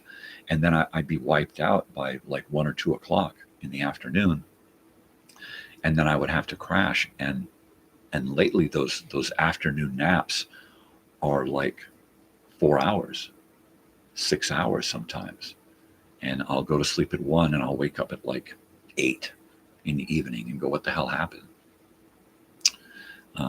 And my wife's saying, well, you're just finally catching up. And I said, you can't catch up from sleep debt. I mean, you just can't. You can't pay into it. And then, well, I'm going to use some of the sleep debt later on. It just doesn't work, And so now I find myself getting too much sleep sometimes. Or when I wake up from that second sleep period, I'm just groggy the rest of the night before I go back to sleep. And it takes me forever to get my shit together. So I really hate those afternoon naps now. I used to enjoy a little siesta, and now I know that if I go down in the afternoon, I might be asleep too long. And I can't really set an alarm because I may lay in bed for an hour, hour and a half before I actually pass out. Sometimes I go right out, So now I just get sleep wherever I can. Sometimes last night I was walking through Walmart with my wife, just yawning like, oh, I could go to sleep right now. And then I get home and I fiddle around with a couple of things and then I'm wide awake. And my daughter's like, aren't you going to go to sleep soon? Didn't you say you were going to go to sleep like an hour ago? Friggin' misery, So I'm killing time in between radio shows because my wife gets up in about 15 minutes. And then she's going to get ready and take off for the day to go. It's Wednesday, so she goes out to help some friends. And we don't have any houses to clean today. Well, yeah, we don't have any houses to clean today. So I get to do this until about 11, right? Which means a 6-hour show. Woohoo! And then I'll take my daughter to school around noonish, right? And then I get to come home and debate whether or not I'm going to take that siesta or work on videos. More than likely, I'll try to take some kind of a nap. The idea is that if I have some rest, I'll be able to get into some video editing and actually accomplish something rather than just sit there scratching my head yawning. That's always a bummer, when you want to do something, but you're just like, what do I do? And I don't want to drink coffee at, 8 o'clock at night just so I can accomplish something, even though I can go right to bed on a cup of coffee. Real easy to do. Not that I'll get to sleep, but I can go to bed. My dog is snoring hard over here. Man, she's got a big snore. Yeah. So last night I was at Walmart with my wife poking around. I didn't get a shirt. I didn't buy any shirts. I was tempted to get a shirt Monday night at the Giant Rock meeting room because they've got a great looking shirt, a 1950s waitress, Betty Page looking waitress, making a pizza, right? Because they do pizzas there, great pizzas. My daughter didn't like the pizza last time I brought home. It was the 4 cheese, but I put mushrooms on it this time instead of pineapple. And she said it was just not the same, right? But yeah, t-shirt. It was a really cool t-shirt. I didn't get a t-shirt at Walmart last night. I didn't even go over to the t-shirt section because I knew if I'd have gone over there, I'd have found something I liked. There's a Snoopy one that I like that I think I'm going to get. An old faded Snoopy t-shirt with him lying on the top of the doghouse looking up going, oh, not today. And that's totally me. Mm-hmm. I had to pick up some hardware for a couple of the houses because while I don't do handyman work anymore, I do take care of the houses. I do maintain the houses that we take care of. So if something needs to be fixed, then I'll fix it. But I don't like to do handyman work for other people now. So we picked up a couple of things: a shower towel rack, and a bathroom towel rack, and a wax ring for one of the toilets is leaking around the bottom, you know. So now I got to yank a freaking toilet off, change the wax ring, put it back on, a fatter one, put it back on. Maybe I'll leave the old one on and just double it up, and then do the caulk around the bottom of the toilet. But yeah, I hate doing that kind of crap now for a living. But I don't mind doing it for the houses, because the people that we caretake for are just really righteous, really cool people. I've got to order a needle for one of the record players there. Thanks for reminding me. I got to get a stylus for the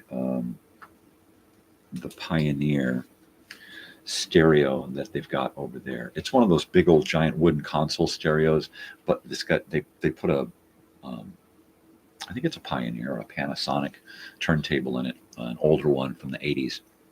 And somebody had switched out, it's got the original cartridge on it, but they switched out the stylus cartridge part to a Pickering. And from what I understand about those, they're kind of a DJ style needle, and they're a little more expensive. So I'm going to take and go back to the original cartridge on it, so that the needles are only about $15 to $25 after that, because I don't want to, you know, it's a vacation rental, so you're going to have idiots dropping that needle and scratching it and doing shit. So I don't want to put an expensive needle on there. Those needles just snap really quick. Hey, what's wrong with this snap? So I've got to order the new cartridge with the new stylus in it, and that's always neat. I've got about a dozen freaking turntables here that I'm constantly pulling out and screwing with, which is why I bought the new turntable, the Audio Technica, here in the sun. And it's not usually in the sun like that, but I've been playing some records. Now, who was it the other day that talked to me about they've got about 400 records in the collection? That was you, Joel, I think. I think Lance from Sweden said he might have some records. And I was watching his video last night, and cool, I thought it was you. I was watching Lance's video last night in Sweden, and he did this cool improv video with just a lamp and a couple of props and a curtain. And at some point, he put on some music. It was some classical music, but as I recall, the pitch and the speed kept changing. Like, he kept adjusting the pitch and the speed on the turntable, right? And I'm just kind of wondering if it was actually a turntable, or if he was doing some kind of effects on his computer or something. But it sounded neat, and I thought, well, that's kind of a neat idea, to use classical music in the background. If you'll see down over here, yeah, down in here, these colored records. I got a whole bunch of colored records down in here that are there we go. That are classical stuff. I thought, well, you know what? Maybe I'll throw some classical on once in a while and have it in the background, just for the hell of it. Usually, I like to take audio and try to upload it to YouTube privately, and then if I get a clear, a pass on the copyright crap, then I'll know I can use it on the show. But I don't like to use it on the show if I don't know, because then they might decide to cut my sound, and then I might be sitting here talking for 20 minutes with music playing in the background, and they're going to mute my sound because there's copyright on the music, right? So I try to avoid using stuff that I'm unsure of. Usually I can grab things from like the 1920s and kind of obscure stuff from the 1920s and use it, and that's really fun. I can spend hours just going through playlists on the Internet Archive of old jazz standards and old wartime music and stuff, and just just a few seconds of this, and right away I'll know if it's something that I'm going to want to use. And I'll make lists, you know, okay, go to this place on the Internet Archive and go to this collection, and it's these numbers in the collection, you know. And I found one collection, a jazz collection from the mid to late 1920s, just loaded with some great stuff. I picked a song off of that collection called Home, and I used it in my upcoming reunion trailer. I put together a hometown reunion is in the works, and I'm trying to get people interested in it. It's not going to happen until the summer of 2025, so I've got time to really build up steam on it and get people excited about it, and plenty of time to plan, plenty of time for people to plan their vacations around it. I've already gotten so many people screaming that it's about time, and this is the perfect way to do it with so much time to plan. So every day I'm thinking about it. I try not to bring it up every day on Facebook because I don't want to burn people out. So I'm kind of doing the little teasers right now. The first trailer that I did was 90 seconds, and it was just little flashes of the lake in our hometown, and it just ended with Elsinore Brothers and Sisters reunion, August 2025, be there. And I just wanted to kind of poke people, and now I get to take that and expand on it, and you know, let people know what's going to be going on, what are the exact dates, what are the tentative the itinerary is going to be.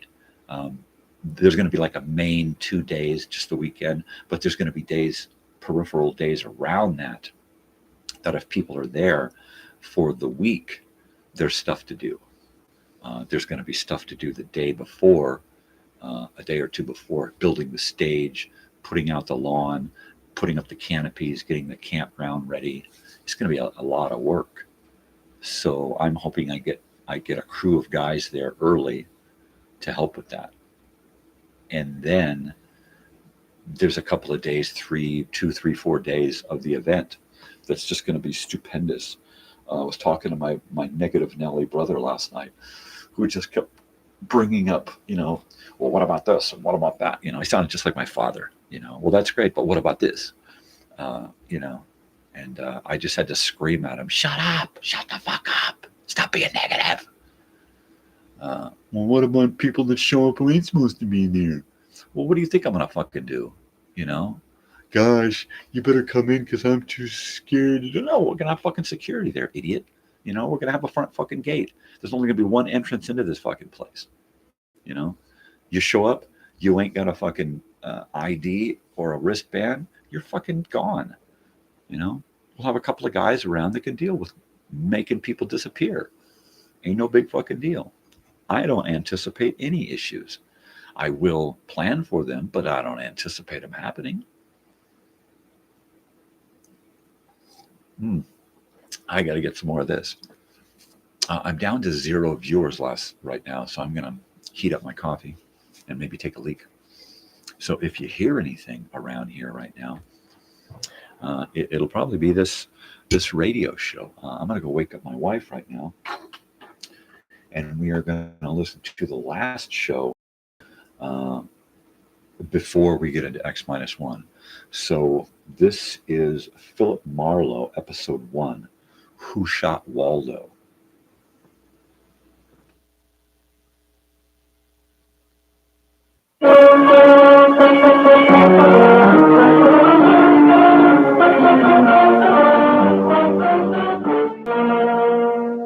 Lever Brothers Company presents the Pepsodent program, The Adventures of Philip Marlowe, starring Van Hefner.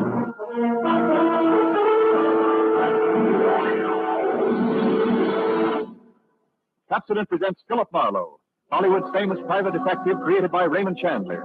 Philip Marlowe, tough, cynical private eye of Murder My Sweet, the sardonic, case-hardened detective of the Brasher Doubloon, The Lady in the Lake, and The Big Sleep. You've seen him in action in all of those top-flight mystery pictures. Now, in order that you may continue to enjoy this exciting mystery series, Pepsi brings you The Adventures of Philip Marlowe on the air with a cast of noted radio players and starring MGM's brilliant and dynamic young actor, Van Heflin.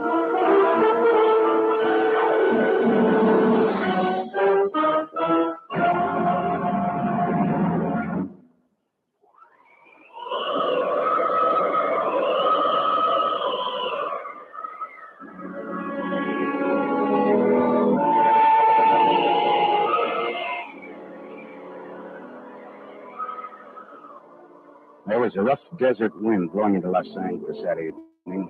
It was one of those hot, dry Santa Anas that come down through the mountain passes and curl your hair, make your nerves jump and your skin itch. On nights like that, every booze party ends up in a fight, and meek little housewives feel the edge of a carving knife and study their husbands' necks. Anything can happen when the Santa Ana blows in from the desert.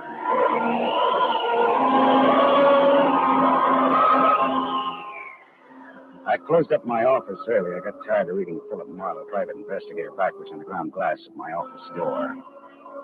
So I opened the door and closed it from the outside and locked it and went out to get a beer before I went up to my apartment.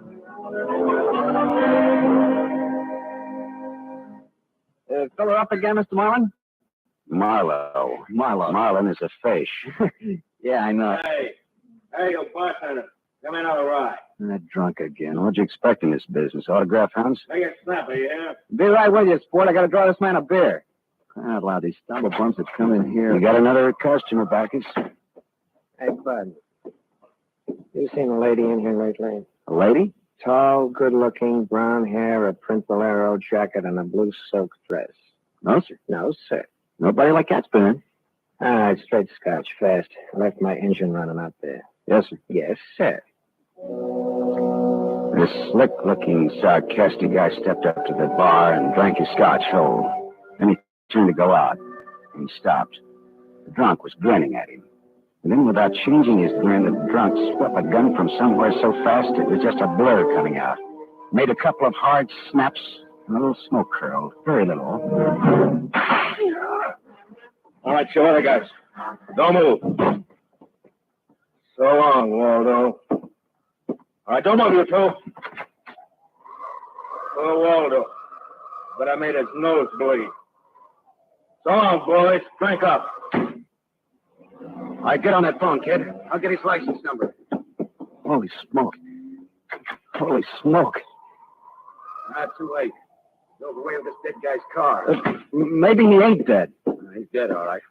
Where's your phone? This is for the police.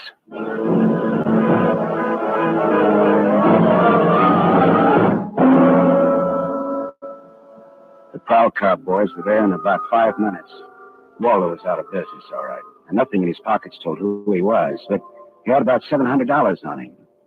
I told the cops what I knew, including about Waldo's tall, brown-haired pretty girl in a bolero jacket. It was about 9 o'clock when I stepped out of the elevator in my apartment house and almost walked right into a tall, brown-haired pretty girl in a bolero jacket, waiting for the elevator on my floor.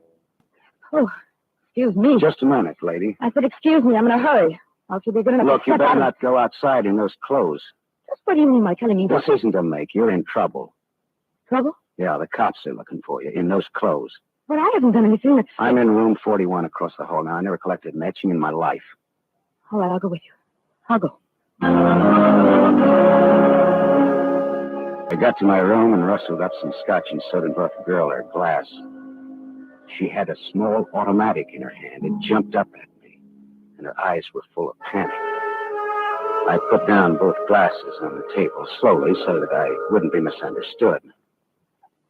Look, sister, maybe this wind has got you crazy, too. Don't move. Careful, don't move. A man just got shot in a bar down the street. Before he got it, he'd been asking about a tall, pretty girl with a bolero jacket, like yours. What do you look like, this man? Tall, 5'11", slim, dark brown eyes with a lot of glitter, dark suit, white handkerchief in the breast pocket. And he must have seen you earlier tonight to know how you were dressed. Am I getting anywhere? He used to be my chauffeur. You had an appointment with him, didn't you? Why? Listen, he asked for you, didn't he? Yes, I had an appointment with him. He'd stolen something from me when he left 3 days ago. I'm going to buy it back from him. Why didn't you tell the police. I couldn't tell them. It was valuable, wasn't it? Valuable enough for Waldo to steal? $15,000. Oh, it's peanuts. It wasn't a valuable. It meant something to me. The man I loved gave it to me, and now he's dead. He was a flyer shot down over Germany. I'll go back and tell my husband that. He probably hired you. He did? Well, how much is he paying me? And where is this husband of yours? He's at a meeting. This late at night? He's a very important man. He's a hydroelectric engineer. I'll let you know that my husband is Oh, one. skip it. I'll take him out to lunch sometime and have him tell me himself. And about Waldo, whatever he had on you is dead stock now, like Waldo himself. He's dead. Waldo's dead? Yes, sister, he's dead. Dead, dead, dead. Lady, he is dead. Oh. Now scream and I'll give you 2 black eyes. I'm not going to scream. Who would that be? There's a dressing room behind that door. Hide there. Now, don't argue with me. Do it. All right.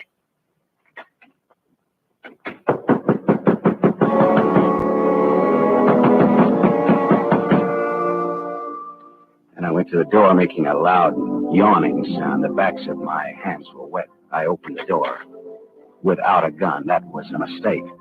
I certainly knew the gun I was looking into. A .22 target automatic that had already killed one man that night. And I knew the bald head and the flat, shiny eyes and the face like a poisonous lizard. Baldy put the muzzle of his gun lightly against my throat.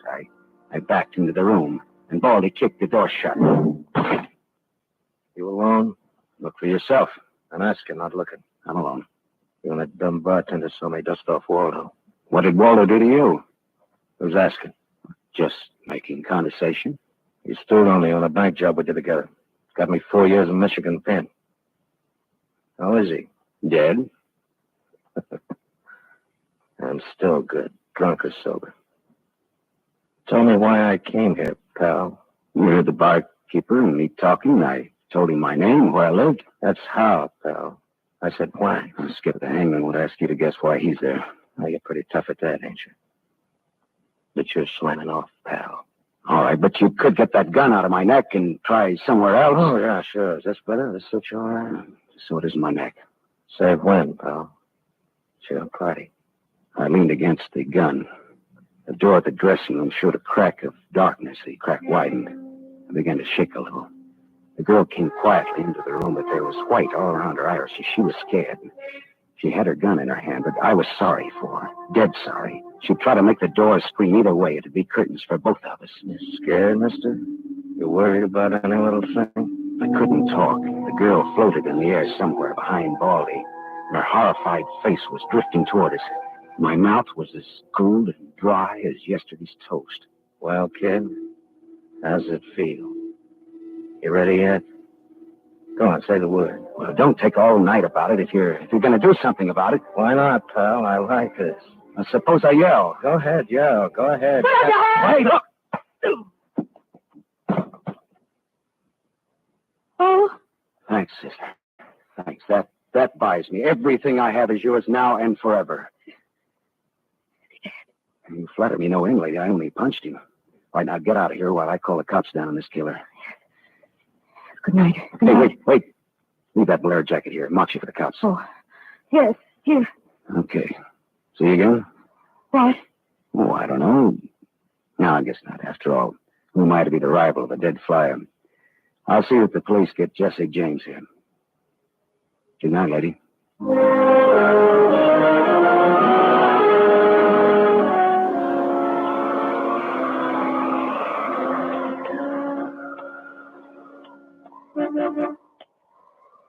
Yeah? Me? Yes, please. Oh, you. Again, huh? Sit in. I must talk to you. You want to know what happened at headquarters, huh? Yes. Well, I went down there with the law and gave him the story. I left you out of it. Thank you. You saved my life, so no one knows a thing about you. Well, incidentally, neither do I.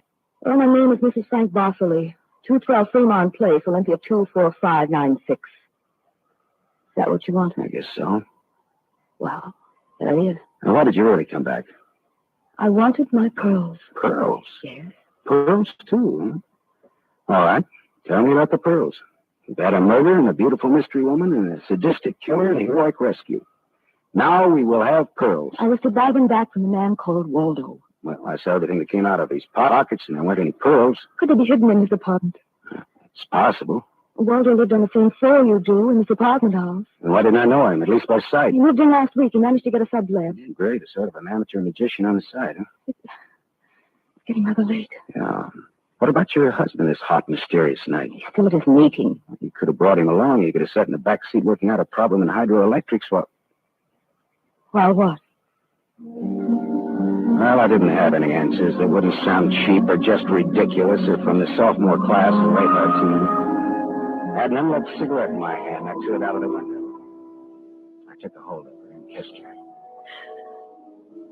She sat very still. I was shaking when I let go of her. Her voice trembled a little when she spoke. I meant you to do that. I wasn't always that way.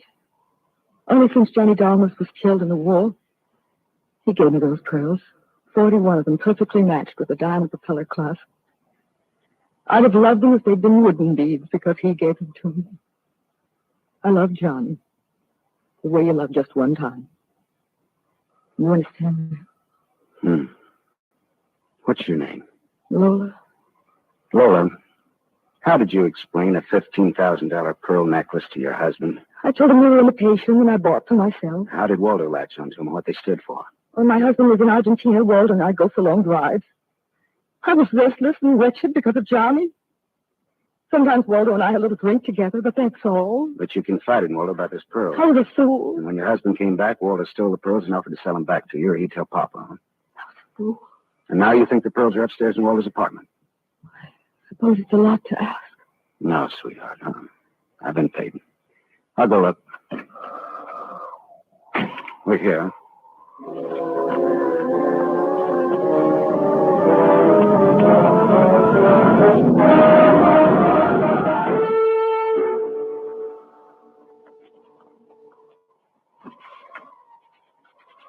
Was it got along, Lola? No. No? No. No pearls? No pearls. Oh. There was a man in Walter's room. Man, who? You know a man named Leon Vostanos? Not by name. I don't know. Mexican, South American, about 45, small, iron gray hair, very neat, fawn-colored suit, wine-colored tie. No, I don't think I know such a man. Is he the one in Waldo's room? Yeah. What do you have to say? Very little. In fact, nothing. He's dead.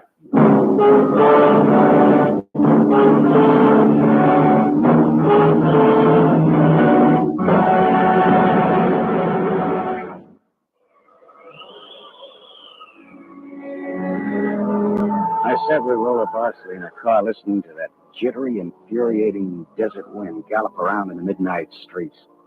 I just told her about the Latin-looking man I'd found in Waldo's room in a very dead condition. I held her hands until they stopped trembling. Then I gave her the few remaining details. He had a gun in a shoulder holster, but someone had strangled him before he could use it. Someone? Waldo? Maybe. You see that convertible coupe two car that has? Been there for hours. He's there with that park here to wait for you. Leon, the man in Waldo's room, came in that car, but according to the key containers he carried, that isn't his car. Whose car is it? Does it matter? Well, it belongs to a lady, according to the tag on the keys. A lady? Well, anyway, a woman, if you can split hairs. Eugenie Kolchenko, in West Los Angeles? Never heard of her. Uh-huh. All right, well, you go home now, huh? What are you going to do? Drive that flossy convertible around, wave at my friends, impress people. Run along now. Me, I've got another date.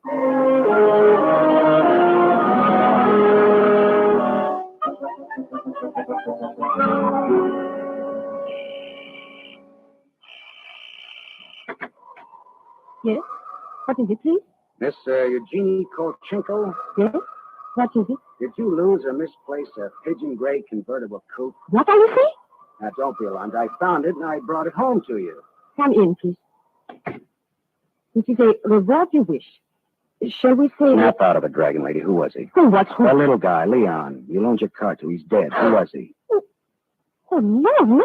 Oh, yes. Eugenie. Darling, come here, please. What's the matter, honey? Who is this man? I came about Miss Kolchenko's car.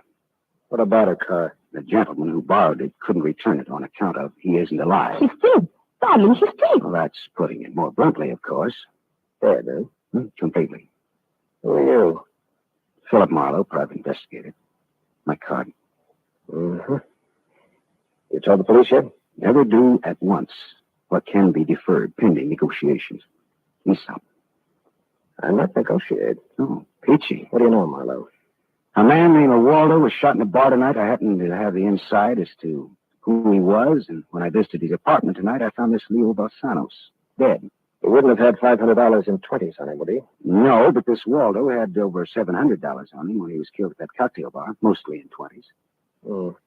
Is there a basis there for negotiations yet? Very well, Marlowe. I'm a married man. There were certain unpaid bills for some stuff Miss Kolchenko here had charged to my account. But you told me I might charge to your account. All right, so I wasn't very bright. That might be the understatement of the decade, but go on. I had the unpaid bills safely in my briefcase. Somehow this Waldo had a chance to steal the briefcase. I hired Leon and gave him $500 to buy back those bills from Waldo. Instead, Waldo took Leon's dough and was forced to kill Leon in the process. Then he went out to keep another date and accidentally walked into an old pal hostile enough to blow him down. And someone still has those bills. And I didn't furthermore. The man who shot Waldo got away in Waldo's car with your briefcase in it. Yeah, that could be. The cops caught him. Oh. And the police have the briefcase. Maybe. But the police are interested in solving crime, not in tossing mud for the benefit of sensation eaters. Look, I've got a friend or two at headquarters. Let me see what I can do. It's worth $500 to me. Well, then that's what it'll cost you. Well, good luck. And, thank you, Mr. Marlowe. Philip Marlowe, remember? My name is Frank Barcelay. Barcelay. Oh. What does that mean? The big hydroelectric engineer? Yeah. How did you know? My voices tell me. Who? Darling, this man is manifestly insane. It's the heat, Miss Kolchenko. It's the Santa and it's the desert wind. May I use your telephone?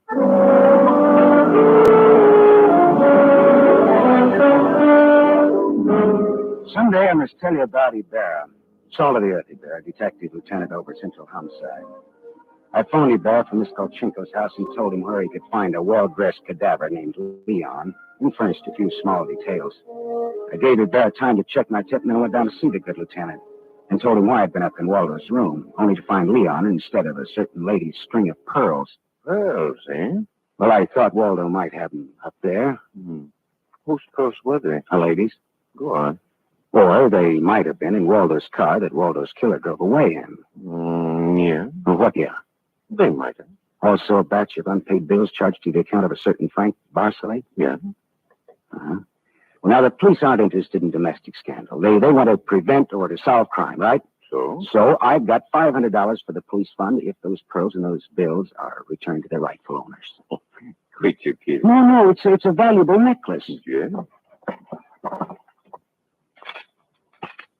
There's your necklace. That's it. 41 pearls, perfectly matched diamond propeller clasp. That's it. That's the one. Take it away, Morrow. On the level? Just tell me straight what it's all about, all I ask. Sure. Well, this Waldo was blackmailing a wife with the pearls and her husband with the bills, by the name of Barcelay. Well, Barcelay sent Leon to get the bills from Waldo. Instead, Waldo killed Leon, then stepped out and happened to get shot by that guy at the bar. Now, if Barcelay's name stays out of the paper, I get $500, and that goes to the police fund. We'll keep him out.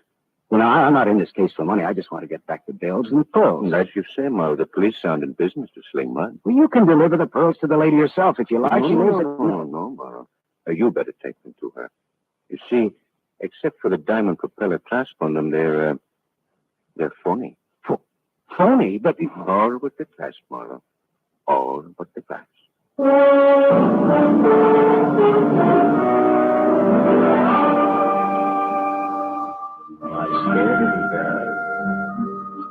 So the flyer, Johnny Downs, the great lover, had given Lola a string of fake pearls. Well, I didn't know how to tell her, but I called her up and told her to meet me at the Beachcombers at 2. I was going to slip her the bad news slowly. I'm glad you asked me to meet you here, Mr. Marlowe. See, I had to have someone to talk to. Go ahead. Talk, honestly. Now, Mr. Marlowe, now more than ever, I must have those pearls. Why? Money trouble? Oh, no. It's just that everything's gone wrong. This morning, my husband told me we're to separate. Oh, I'm sorry, Lola. But if I had Johnny's pearls, it would be a link with the past and with Johnny. It only meant to me. It's how a woman feels, Mr. Marlowe. I wouldn't blame you for not understanding. Maybe I do, though. So please, Mr. Marlowe, please. We'll try to find my pearls. Lola, look. Even if it isn't all of them. Any part of them. Any single smallest one of them. It'll be Johnny's. Look, will you meet me here again around 4 o'clock? I'll be here. Okay, I'll see what I can do.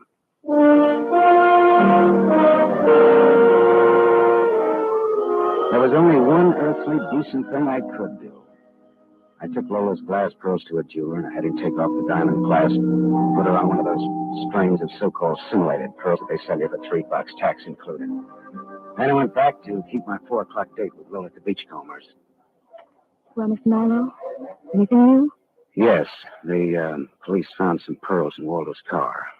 You found my pearls? No, not exactly. Not exactly. Well, Waldo was getting set to jip you, Lola. He had the diamond clasp of your necklace attached to a string of cheap imitations, and then he sold the real pearls. Oh, how... Oh. These are the imitations here. Yes. But it is my clasp. The clasp is real. Is that all right? Yes, it's the clasp that Johnny Dalmas gave me. Of course it's all right. Oh, that's swell. Thank you so much, Mr. Marlowe. Good kid. I won't. Not ever. But is this goodbye? Yeah, I think so. You'll never get over Johnny Dalmas, Lola. If anybody ever bothers you again, though, well, let me know. Name's Philip Marlowe.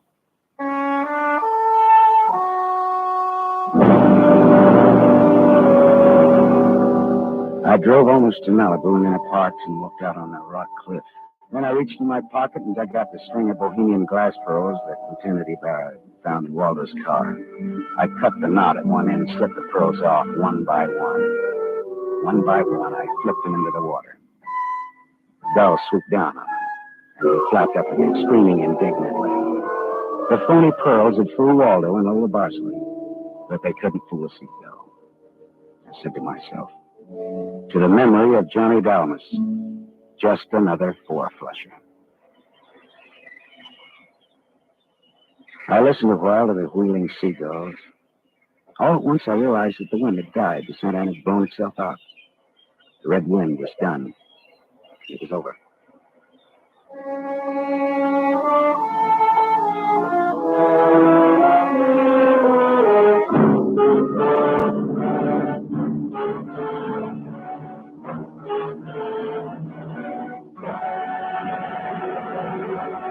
You have just heard Van Heflin starring in the first of a new mystery series, Raymond Chandler's The Adventures of Philip Marlowe, brought to you by the Lever Brothers Company, makers of Pepsodent.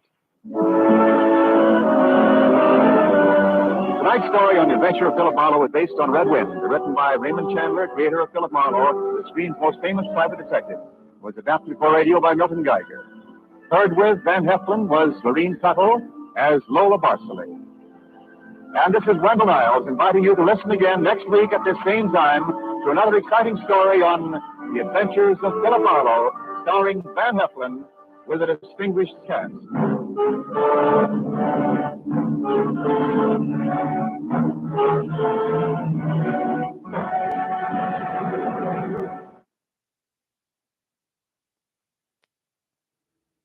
Hey, check that out. That was June 12th, 1947, starring Van Heflin. This is the first in a series of shows from Philip Marlowe.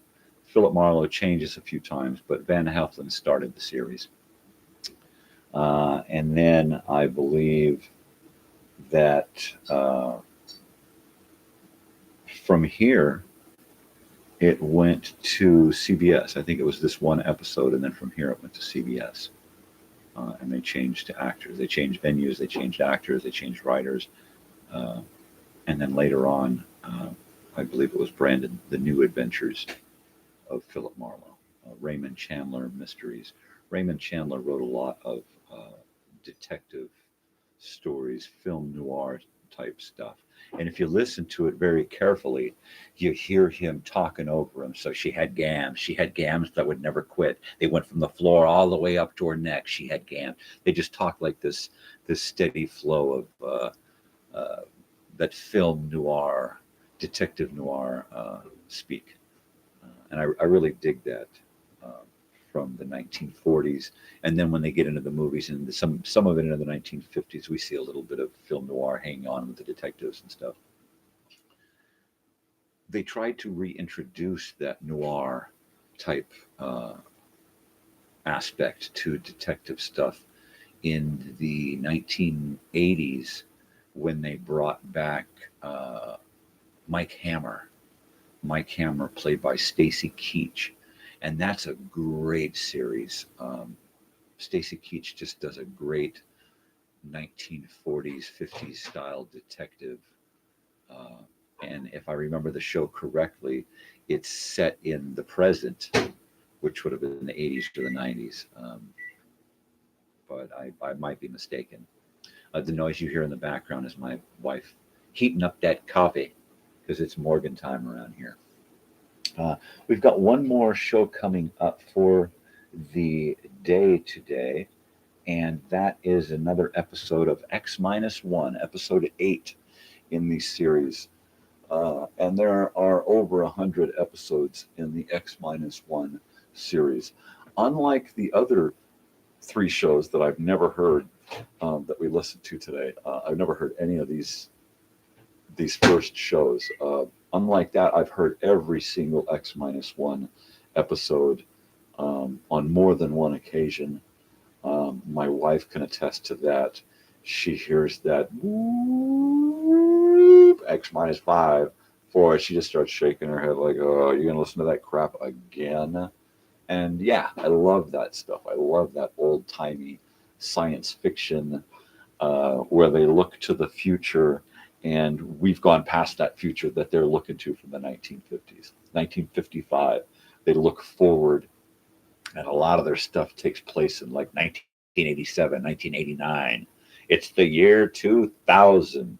I remember one was like, it's the year 2013, and they gave it an actual date, the month and the day in like 2013 or something. And I was like watching that episode going, or listening to it thinking, all right. And I actually put it on the day that it said and sat there and listened to it like a little kid in front of the radio back in the 50s, all hyped up because I was living on that day that they looked forward into the future to. And that was one of my, gaga goo moments.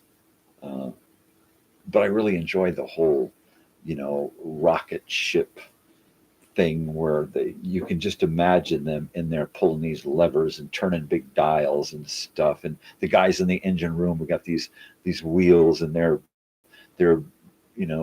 turning these big wheels to make steam go through something, and you can just imagine all this 1950s sci-fi weird shit. Anyway, we had quite a few visitors this morning. Once again, Joel Diesel stopped in again. He worked his 11-hour shift last night, and then come morning time, he decides to come and hang out here with me for a few and listen to some old time radio. And I'm sorry we didn't have time to converse while you were here, but I hope you enjoyed the show, and stop it in the playlist and check out these things in their entirety. But my favorite has got to be the science fiction stuff. It's not everybody's cup of tea, which is why I decided to start mixing it up a little bit. We got detective, we got scary stuff, and we got funny stuff. And now we're going to do some science fiction stuff. And that is just the bee's knees. From 1955, we've got Parigi's Wonderful Dolls, and this is episode 8 in the X-1 series. And you hear a lot in this episode. You hear a lot of probably Twilight Zone type scenarios, plots, and stuff. So listen close to 1955, episode 8 in the X-1 series. And this is Parigi's Wonderful Dolls.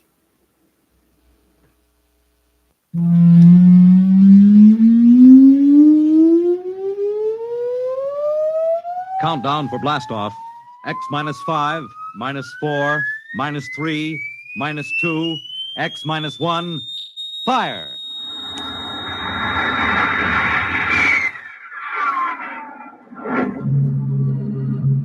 From the far horizons of the unknown come transcribed tales of new dimensions in time and space. These are stories of the future, adventures in which you'll live in 1,000,000 could-be years on 1,000 maybe worlds.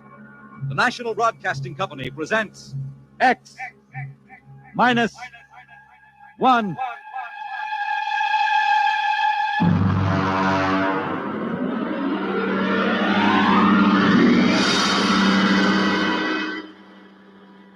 Tonight, X minus 1 presents Pirigi's Wonderful Dolls by George Lefferts.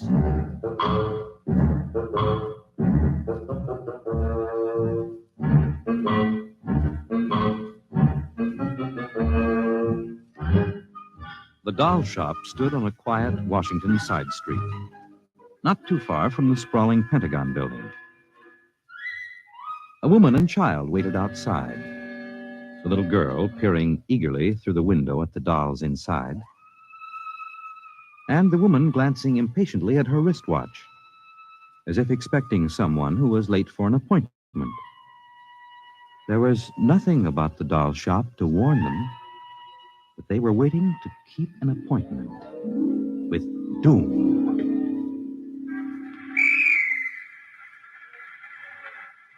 Mommy, look. What, dear? In the window of the shop, the tiny dolls. Oh, Mommy, do you think Daddy will buy me one? We'll ask him when he comes, dear. Should be here soon. He said 3 o'clock on this corner. I see him, Mommy. See? Oh, Henry, over here. Hello, dear. I'm sorry I'm late. Well, we're all ready to go shopping. Cindy's been... Yes, well, I'm afraid we'll have to call off the shopping element. Oh, Henry, we promised Cindy. Well, I'm sorry, but it's just one of those things. You've been the wife of an Army colonel long enough to know his life isn't his own. What is it this time? Well, some more of that flying sphere nonsense. The pilot who says he sighted it last month crashed and was killed today, and the general wants the full report. Oh, dear. What next? Well, I got a staff meeting at the Pentagon at 3:15. Daddy, look in this window. I haven't time, dear. Alma, Just for a minute, Daddy, Yeah, please. Now, Cindy, I haven't time to stop and watch a bunch of 6-inch dolls parading around in the shop window. Say, they are lifelike, aren't they? Look at that, Alma. Dolls are marching around like a regular review. They've even got their own little band. See the one in the red jacket, Daddy? Yeah. He's the leader. He's bowing to us. Well, they don't look human. Henry, your staff meeting. Oh, yes. Well, I got to run. Can we buy one, Daddy? Well, not now, dear, and I'll run along. Now, don't go spending a lot of money on that nonsense. No, Alma. dear. Bye. Bye, Cindy. Bye, Daddy. Oh, look, Mommy, the band is going to play. Aren't they wonderful, honey? Honey, I must have stood on this corner 1,000 times. I've never noticed this shop before. Look at the man inside, Mommy. Who's he? That's the proprietor, dear. Doesn't he look funny with those red cheeks and white mustache? It's easy to see who he models his dolls after. Mommy, look, he's coming to the door. He's coming. Good evening, children. Good evening. How funny he talks. Hush, Cindy. Would you like to step inside the shop of Santo Pirigi? Well, yes, we would. But... This way. Mommy, it's like fairyland. Here in the shop of Santo Pirigi, creator of Pirigi's universal wonderful dolls, the world of adult reality is blended with the world of child's fantasy. This is a new shop, isn't it, Mr. Parigi? What is new and what is old? Come, this way. Would you like to meet one of my little ones? Oh, yes. Now, this one in the red jacket is Toto. He's the leader. Handle him ever so gently. See, I will set him on the table. Speak, little one. How do you do? How do you do? How do you do? Oh, Mommy, he talks. The doll talks. Amazing. Absolutely amazing. That is nothing for Pirigi's wonderful dolls. Listen. Sing. Sing, Toto. Sing for the little girl. My name is Toto. Sing, Toto. Men are big and tall. Dolls are very small. When men begin to fall, the dolls will rule them all. More. How do they work, Mr. Parigi? How do they work? Ah, that is the secret of the great Pirigi, greatest of all doll makers. To make an ordinary doll is nothing. To make a perfect replica, that is something. But to make a doll with intelligence, that is the work of an artist, eh? I suppose that they're very expensive to buy. Pierigi does not sell his dolls, madam. You don't sell them? When I construct a doll like Toto, I cannot bear to be permanently separated from him. So instead of selling, I rent my little people. You do? You rent dolls? Precisely $10. For how long? For as long as they are cherished. My only request is that when you grow tired of my dolls, you return them to me in good condition. Oh, Mommy, could we take him home? Take him home. Take him home. Take him home. Oh, look, he's bowing and dancing. He wants to come. Honey, your father said that we shouldn't spend a lot of Oh, money. please, I'll take such good care of it. Please. Well, honey, we'll have to deal with your father later, but... Well... Oh, Mommy. All right. Wrap him up, Mr. Parigi. But I have a feeling that when your father comes home, we'll be sorry. Be sorry. Be sorry. Be sorry. Be sorry.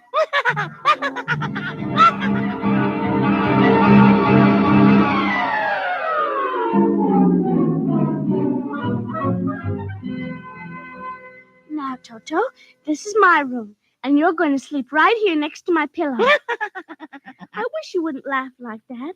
I'm going to have to teach you some manners. And you be quiet because my daddy will be home soon. And he's a colonel in the Air Force staff. And he'll bust you to private if you don't behave. Come along now. I'm going to introduce you to my puppy dog, Mr. Blister. So be good. Here, Mr. Blister. Here, Blister. Come on. Mr. Blister, this is Toto. Dear, I don't think Mr. Blister likes you, Toto. Come over here and shake hands with Toto, Mr. Blister. Come on now. Mr. Blister! Let him go! Let him go! Let go! Let him go! Cindy! Mr. Blister, come over here! Come over here! Cindy, what happened? Mr. Blister tried to bite my doll.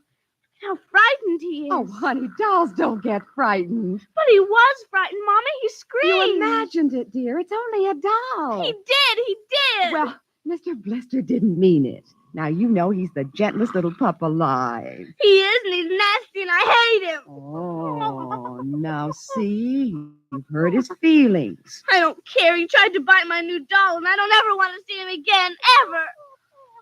Oh, dear. All right, Mr. Blister, you come downstairs with me. Cindy's angry with you tonight. I'll kill him. Cindy, where did you learn a thing like that? Toto said it. Honey, you've had a very exciting day. Now, brush your teeth now and go to bed. Daddy's coming home late, so he'll see you in the morning. Good night, dear. Sleep well. I hate him. Hate him. Hate him. Hate him. Hate him.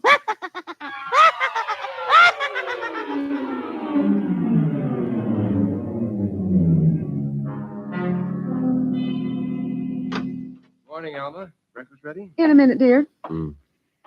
How was the staff meeting last night? Horrible bore as usual.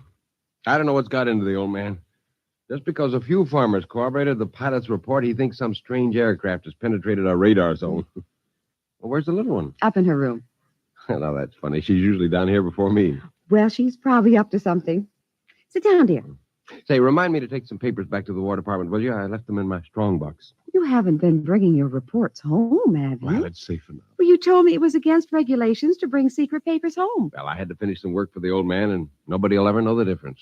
Well, I don't know. Oh, would you feed the puppy before we sit down, Henry? Yes. His bowl's under the sink. Where is he? Say, that's funny. Here's his supper from last night, only half eaten. He's getting fussy. Doesn't like canned dog food anymore. Here, Blister. Here, Blister, Blister, Blister. Well, where the dickens is that mutt? Maybe he's on the back porch. Here, Blister. Hey, Alma. What is it, dear? Alma, look. Henry, is he... He's dead. But how? From the looks of it, been poisoned. But who would do a thing like that to an innocent little puppy? I don't know. Let me see his dish. I don't understand this at all. Not at all. What, dear? What is it? There are pieces of broken glass in this food. Blue glass, you see? Henry. What? I just remembered something. What? It may be coincidence, but in the bathroom Well, morning... what about the bathroom? Cindy's blue glass, the one with the Mickey Mouse on it, was broken. I found pieces in the wastebasket. I meant to ask her about it. Alma, for heaven's sake, you aren't suggesting that our little girl... Well, she loved Blister more than anyone. Not last night, she didn't. Why not? He went after Toto. Now, who is Toto? That's her new doll. Her what? Honey, I was meaning to tell you. Well, you bought her one of those dolls. I just rented it. Well, rented it. Now, look here, Alma. You know we haven't got the kind of money to throw away. Well, she had her heart set on it, dear. I used my dividend. All right. But what happened with Blister? Well, he went for the doll, and Cindy said she hated him. Well, a child... She said she'd kill him. Where'd she get a thought like that? I don't know. Has she been watching those chillers on television? I don't know. Well, it's too ridiculous. Good heavens, a 9-year-old child putting ground glass in dog food. She'd have to be a monster. Mommy! She's coming. Well, don't say anything. I'll talk to her. Morning, dear. Morning, Mommy. Morning, Daddy. What's the matter? Sit down, dear. Yes, sir. Now, your mother tells me you broke your blue drinking glass. Oh, no, I didn't break it. Cindy. I didn't. Well, now, somebody broke it. It wasn't your mother, and it wasn't me. It must have been Toto. Cynthia. Cindy, you know Toto is only a doll. Now, a doll couldn't have broken your glass, could he? Well? I guess not. So we can't very well blame it on a doll, then, can we? But he must have done it, Daddy. Cindy, you know how Daddy feels about little girls who tell fibs. Now, did you break your glass and maybe accidentally get some pieces into Mr. Blister's dish to sort of punish him for biting your doll? No, Daddy. Well, I'd hate to think you'd done something you knew was wrong and you were blaming it on a doll. Is something wrong with Mr. Blister? Is he sick? Worse than that. Henry. The child has to face reality, Alma. What's the matter with Mr. Blister? He's dead, Cindy. Oh, no. He can't be dead. He isn't dead, Daddy. No, he isn't. He isn't. Mommy. Honey, he is dead, Cindy. But he'll come back. He has to come back. No, darling, he won't come back. Ever? Not ever. Yes. Well, now that we've told you, Cindy, you want to change your mind about the glass? Henry, leave her alone, please.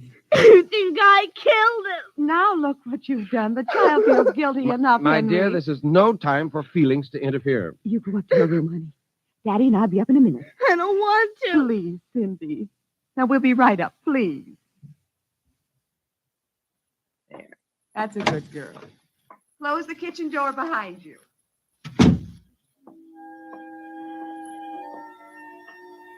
Mr. Blister's dead. He isn't coming back. Ever. Ever.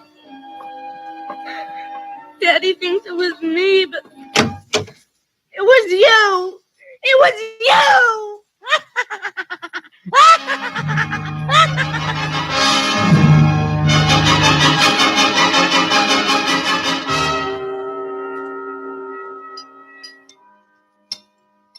Eat your supper, dear. I'm not hungry. You scarcely touched your lunch. I don't feel like eating. Is it Mr. Blister?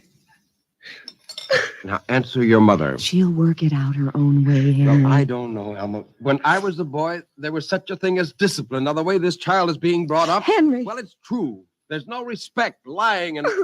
Oh, there, honey. Now, your father's upset. He doesn't mean it. What's happened to us? We were a nice, peaceful, happy family until you bought that cursed doll. Now who's blaming things on the doll? Well, it's true. Oh, now I've spilled my coffee. I'll get you another cup. Never mind. I'm late now. I better be going. Oh, you wanted to get some papers from the strongbox. Oh, yes. Cindy, please, try to eat something. Yes, ma'am. Alma! Alma! What is it? Alma!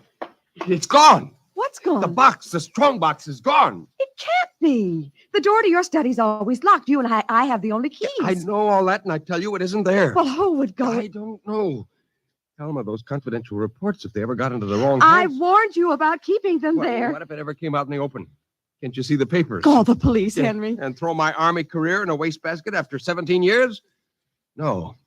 We've got to find it ourselves. Well, it was there when I went in to clean this morning. What about your key? It's right here. I always keep it with me.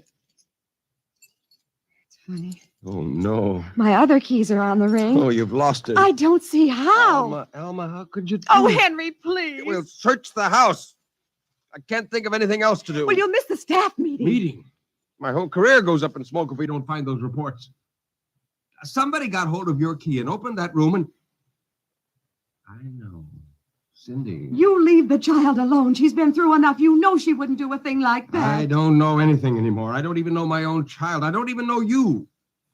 All I know is that strongbox is gone and it contains papers that are dynamite if the wrong person gets them. The question being who? What's that? It's coming from upstairs. It must be Cindy's doll. Oh, that blasted doll again. Something must have set it off. I don't know how the mechanism works. For heaven's sakes, let's go up and shut it off.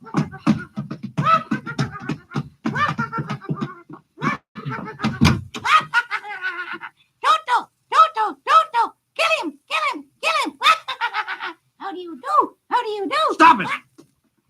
Blasted little Indian. Henry. Ever since you... Henry. What? Look. Where? What? Around the doll's neck. The key. The key to your study. You see, Alma. It was Cindy after all. I don't believe it. Well, good heavens, do you have to have it spelled out for you? Here's our doll with a key around its neck. She wouldn't, Henry. You know she wouldn't. Oh, ever since you got this fooled out, she's been acting half insane. At first the dog, and now this. I think she hates us. Henry, Cindy is my child. I know her. I know she's a good, sensitive person with no malice in You're her. simply refusing to face the facts, my dear. What are you going to do? I'm going downstairs and have a talk with that young lady.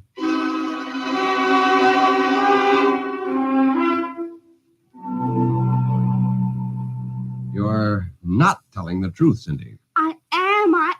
Cindy, now you know that strongbox is very important to me. Now I can understand that you might have been angry at me because I scolded you.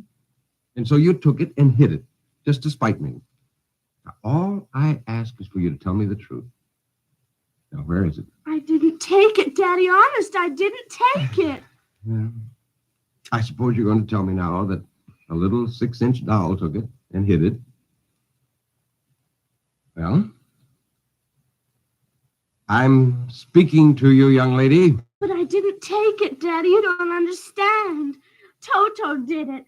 He's terrible, awful. He says things. He's going to kill everybody. Cindy, you're inventing things. It's true. At night when I'm sleeping, he stands next to my pillow and whispers things to me. Awful things. He told me he'd kill me, too, if I Alma. if I told you. I think this child is sick. I think she needs a doctor. She's frightened, Henry. She's trembling like a leaf. Come on, dear. We'll go up to your room. I don't want to go up there. Honey, Mommy will stay with you. I'm afraid he's up there. Toto. Well, he won't be up there for long. Mr. Toto is going right back to Pirigi's wonderful doll shop before I lose my sanity, which means right now.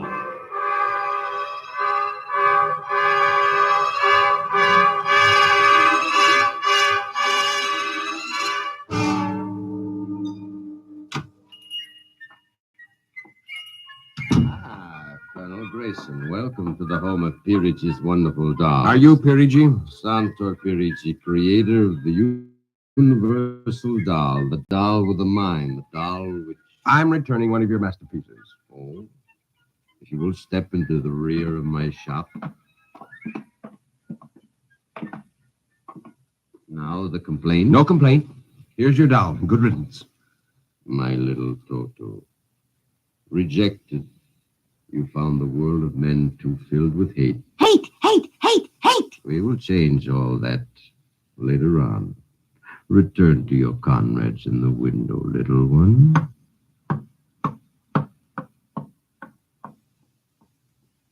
And now, Colonel Grayson. I think we have no further business. But we do, Colonel. Let me see. Yes, here it is. Do you recognize this strong box, Colonel? My strong box? Where? My little Toto is very clever, sir. Are you trying to tell me your doll stole that from me? Let us not say stole. I am merely keeping it in custody. What's the game, Pirigi? The game, as you call it, is blackmail. You give me what I want, and I do not ruin your career. What do you want? Information. We already know something from the reports of the War Department concerning a certain strange-looking sphere reported by one of your pilots. What government do you represent? I represent Pirigi's wonderful dolls, none other. I am not so naive, sir. Perhaps I should explain. Each man hides something from the world. Each man loves something more than life. With the help of my wonderful dolls, I obtain personal information which enables me to control the men who control the world. You're a madman. A genius. You would be surprised at the list of men who have become the confidants for my dolls.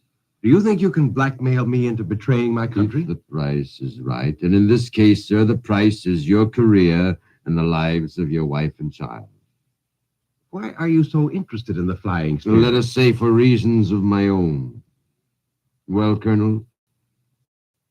Hand over the strongbox. I warn you, I have a gun. Give it to me. You are being foolish. Put down that walking stick. Now? No closer. Now?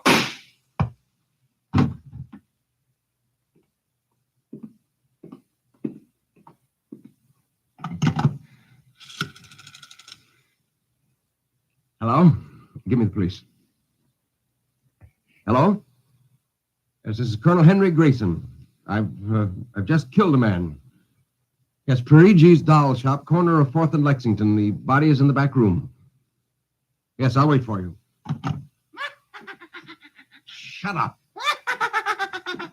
Shut up, you little fiend. Colonel Grayson. Did I hear it speak? Colonel Henry Grayson. I must be going out of my mind, a 6-inch doll. Shut up! Your master's dead. You are mistaken, Colonel. I, Toto, am the master. What do you mean? If you will examine the body of Santor Parigi, you will see that he does not bleed. And he does not bleed, Colonel, because Santor Parigi never lived. Never lived? Santor Parigi is a doll. A doll? But that's impossible. He's a man. He talks. He walks. The people of Meretrix are skillful doll builders. People of Meretrix doll, but who are you? I am Xanthus Imperator, commander of the legions of the 3rd planetoid, Meretrix. Legions? Planetoid? My people and I, whom you regard as dolls, come from a tiny planet beyond the moon, so small that it cannot support our population. We landed one of our space spheres on Earth 3 months ago with the intention of colonizing. Unfortunately, one of your pilots intercepted us. So that's why you wanted our information. Precisely. Are you human? Oh, quite human. Of course, in order to deal with Earth people without suspicion, we were forced to construct Parigi, a man-sized doll. Well, I can't believe this. I'm having hallucinations. I'm going to get out of here. Oh, that would be impossible. We have weapons of destruction quite unknown to Earth people. Well, I phoned the police, and they'll be here soon. By the time they arrive, my people will have prepared something quite shocking.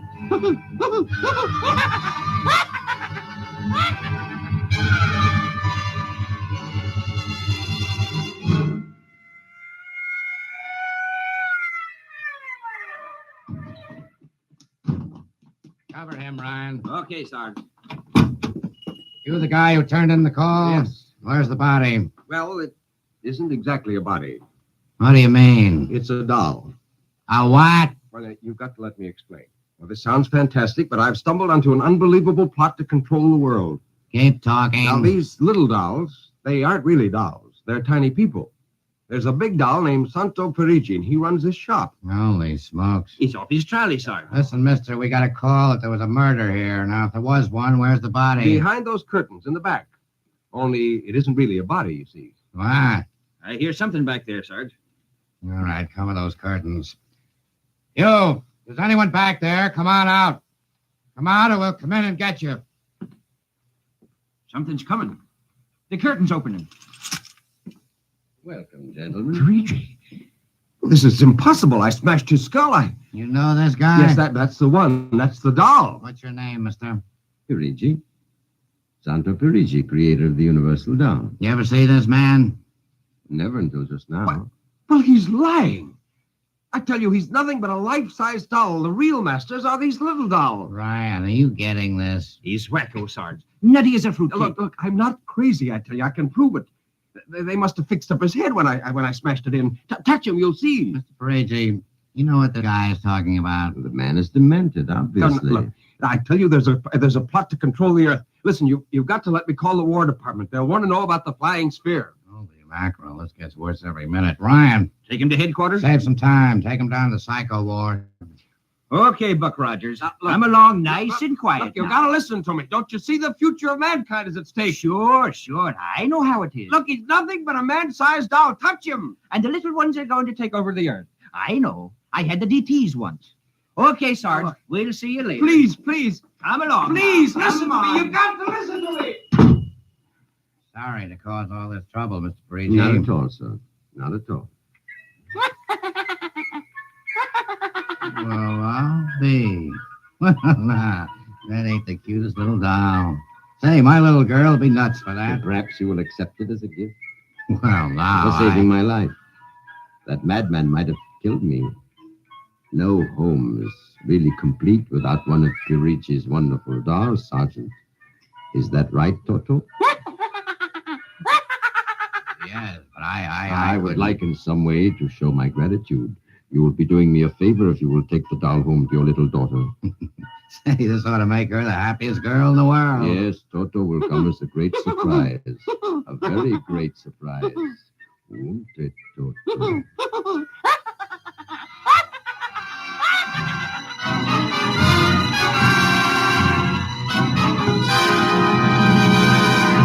Tonight, by transcription, X-1 has brought you Pirigi's Wonderful Dolls, written by George Lefferts. Heard in the cast were Janet Alexander as Cindy, Ann Petoniak as Alma, Nelson Olmsted as Henry, Joe DeSantis as Pirigi, Michael O'Day as Toto, Ken Lynch as the Sergeant, and Frank Milano as Ryan. This is Fred Collins speaking. X-1 was directed by Fred Way and is an NBC Radio Network production.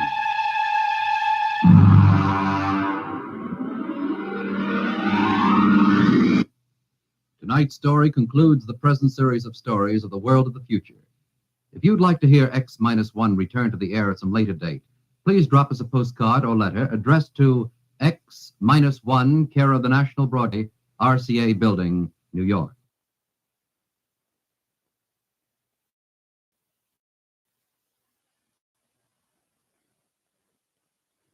There we have it, people. From June 5th, 1955. That was X-1. It was a summer series kind of thing. And they weren't sure if it was going to be accepted. It was kind of weird. It was out there. This was another great story by NBC staff writer George Lefferts. He and Ernest Kenoy really were the driving force behind this show, writing original stories and adapting stories from science fiction novels and magazines. And it only took I think less than a month, and the show was back on the air. And then it ran for a few more years after this. So it was widely accepted, mainly because we had left a few years before this. We had left behind Dimension X, the parent series to X-1. And at some point, we're even going to get some more of the Dimension X shows held over onto X-1, and they won't even change the beginning. They'll use the same Dimension X beginning. So that's pretty cool. This is, for me, this is like the top-notch radio show at the time. Very imaginative. Every episode was something different. And that's what I really, really dig about this. So most of the time they're looking to the future. Sometime they're in the present, 1955. Sometimes, every once in a while, they're in the past from 1955. Or they'll shoot to the future and then put the past, and it's still in between in there somewhere. So my wife shuffled off for the day to go do her thing because it's Wednesday. And I had a little conversation with Joel Diesel over there in the East Coast, on the East Coast. Thankfully for him, he's going to have some time off. He gets a couple of weeks vacation, and that's pretty awesome. Go do something. If you're on the East Coast, we'll go upstate there somewhere there, eh? And do some kind of walkabout, you know? That's probably what I should do, is get out and do some walking. I'm always sitting here with a snoring dog editing video. Sorry. But yeah, a lot of fun. A lot of fun on Old Time Radio Wednesdays. I can't get enough Old Time Radio.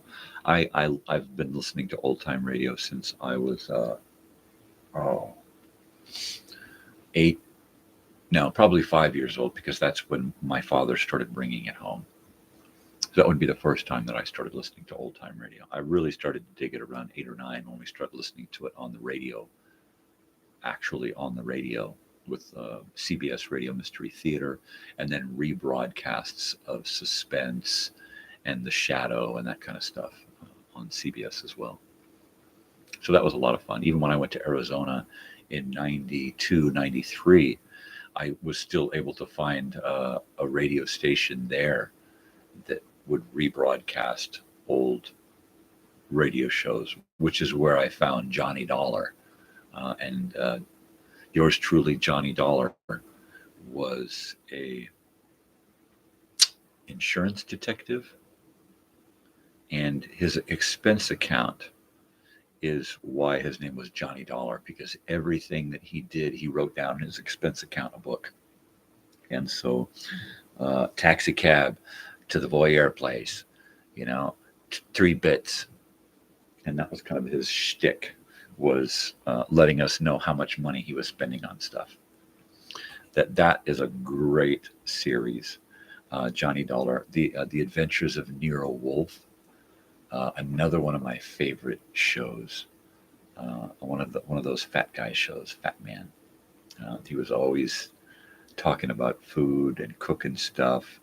By the end of the show, you're just starving, because he's just, I believe, the quintessential, for me, the quintessential Nero Wolfe was Sidney Greenstreet, who was the fat man on the Maltese Falcon, right?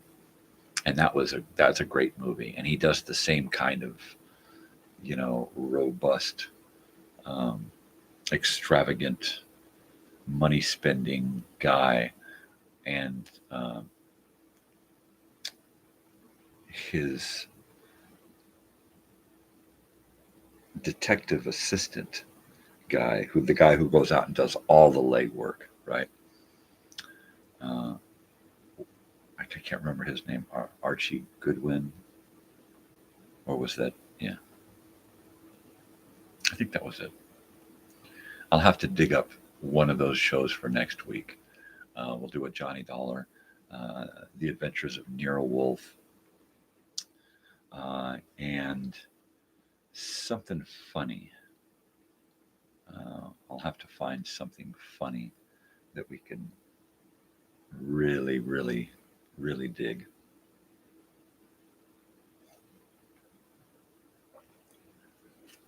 I've got quite a few hours to kill this morning before my daughter is up and ready to go to school, and then I'm going to take her to college. It's what I do. I am partially disabled, semi-retired, so I don't do a whole lot out in the world. I go to work and work as little as possible cleaning houses, which means I just hustle so that I'm there the shortest amount of time. It's a per job pay. So the shorter amount of time that I'm there, the more money I'm making hourly, basically. But I'm not out there to squeeze 1 million houses into each day. I'm out there to do what our customers' houses require of us. That's pretty much it. Sometimes it requires us to clean all of the houses in one day. And sometimes it requires me to do absolutely nothing for a week. So it could go either way at any time. I could expect a day off, and then we've got quadruple bookings like that overnight. So this show is the perfect time from 5 o'clock until 11 o'clock. It gives me time for 6 hours, and I've got time to get my act together after that and skedaddle and get to a house by 11:20 and start cleaning. The checkout time is at 11, and I don't like to be there at 11 breathing down somebody's neck. I like to give them time to get out of the house.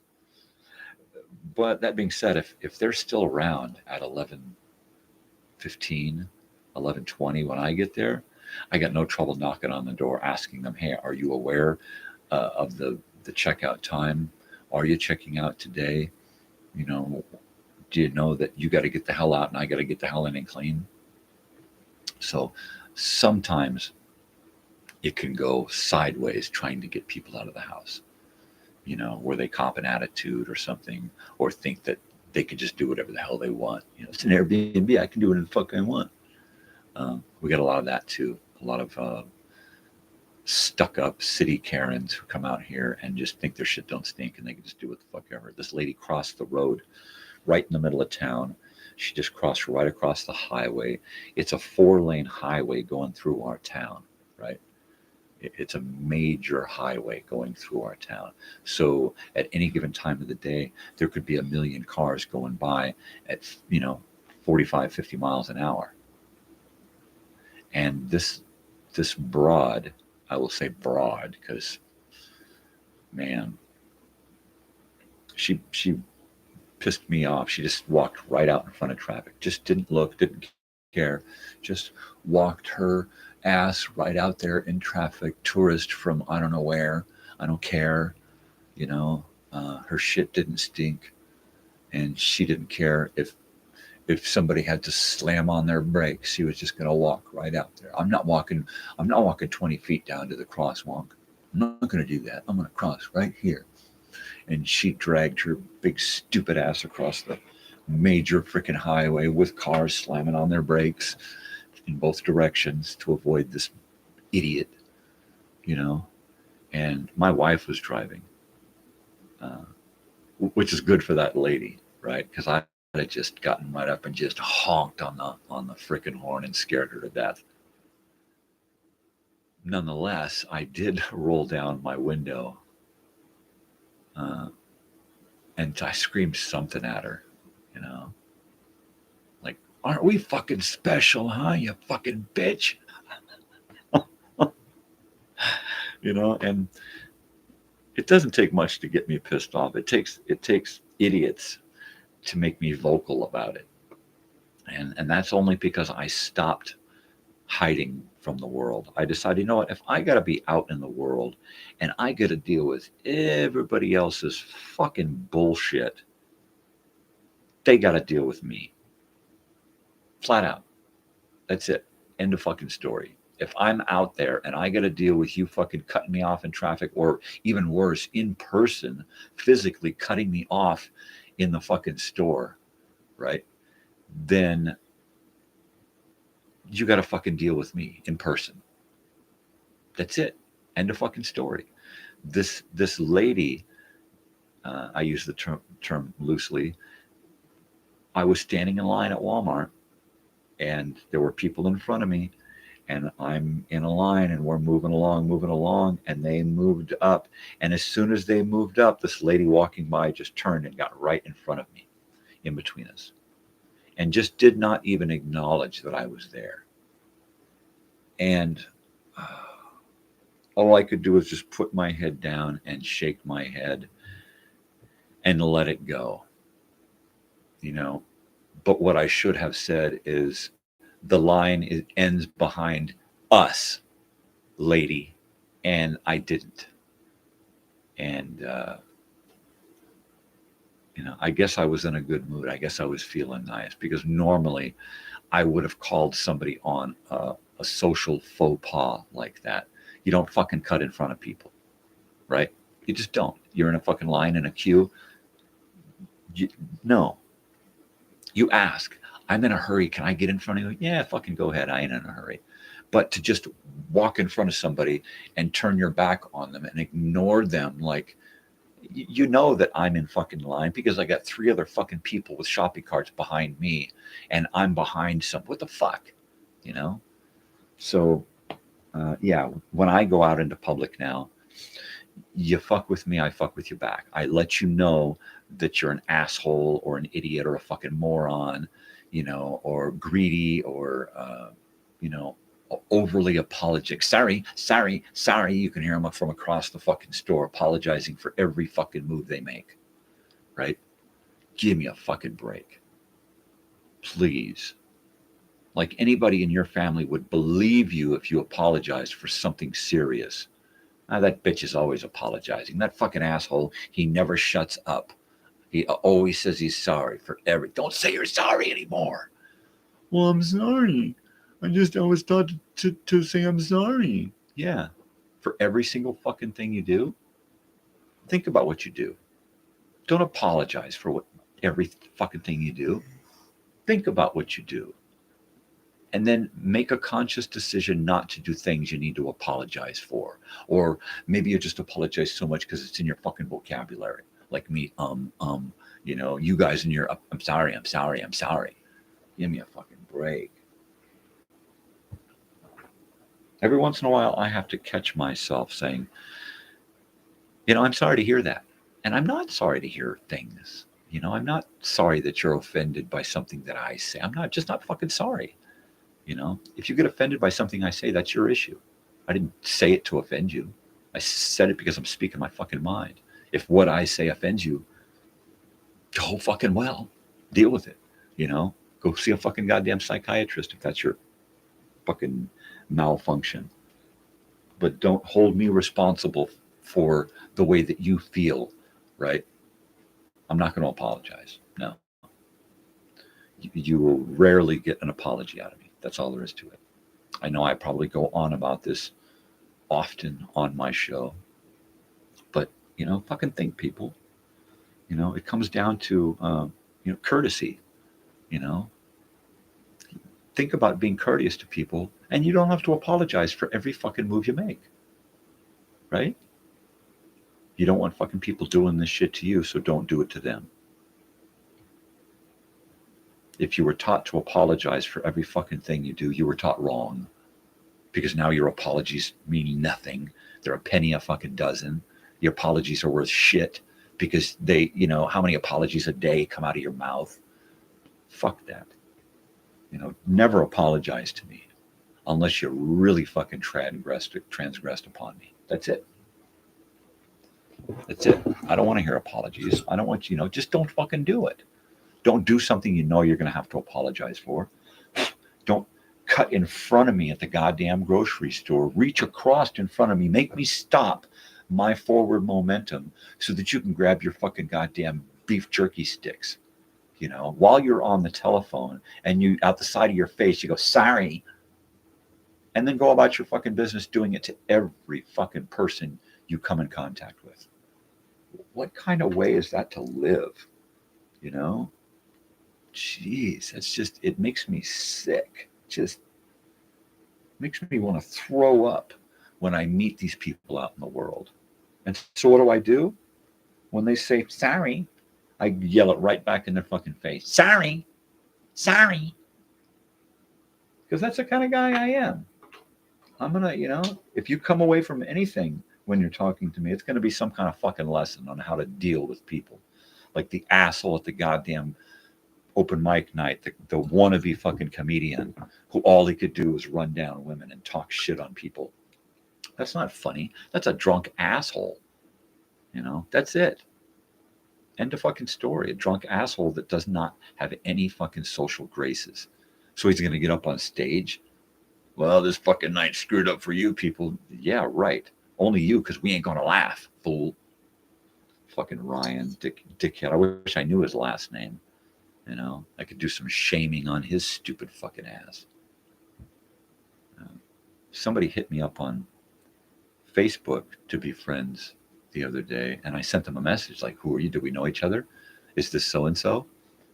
And they haven't gotten back to me yet. And I'm wondering, is this that guy? Did he get my number somehow? Did he get me on Facebook somehow? Whatever. Pardon me. If that's the case, then, bring it on, fool. You want to go toe-to-toe with some fucking comedy? You want to go toe-to-toe with some fucking real logic? I'm going to teach you how to deal with people, how to read your audience, how not to get up and make a fool out of yourself. Hit me up. We'll chat. I thought it was fucking funny that you copped an attitude because you weren't fucking funny. So it's our fault. You're going to get upset at us because, you get up there and make a fool out of yourself. Yeah, that was really sad. I felt sorry for him. That's like me getting up on stage trying to get through a fucking song without being too nervous to do so. I don't know what he's used to, but it didn't seem like he was used to that.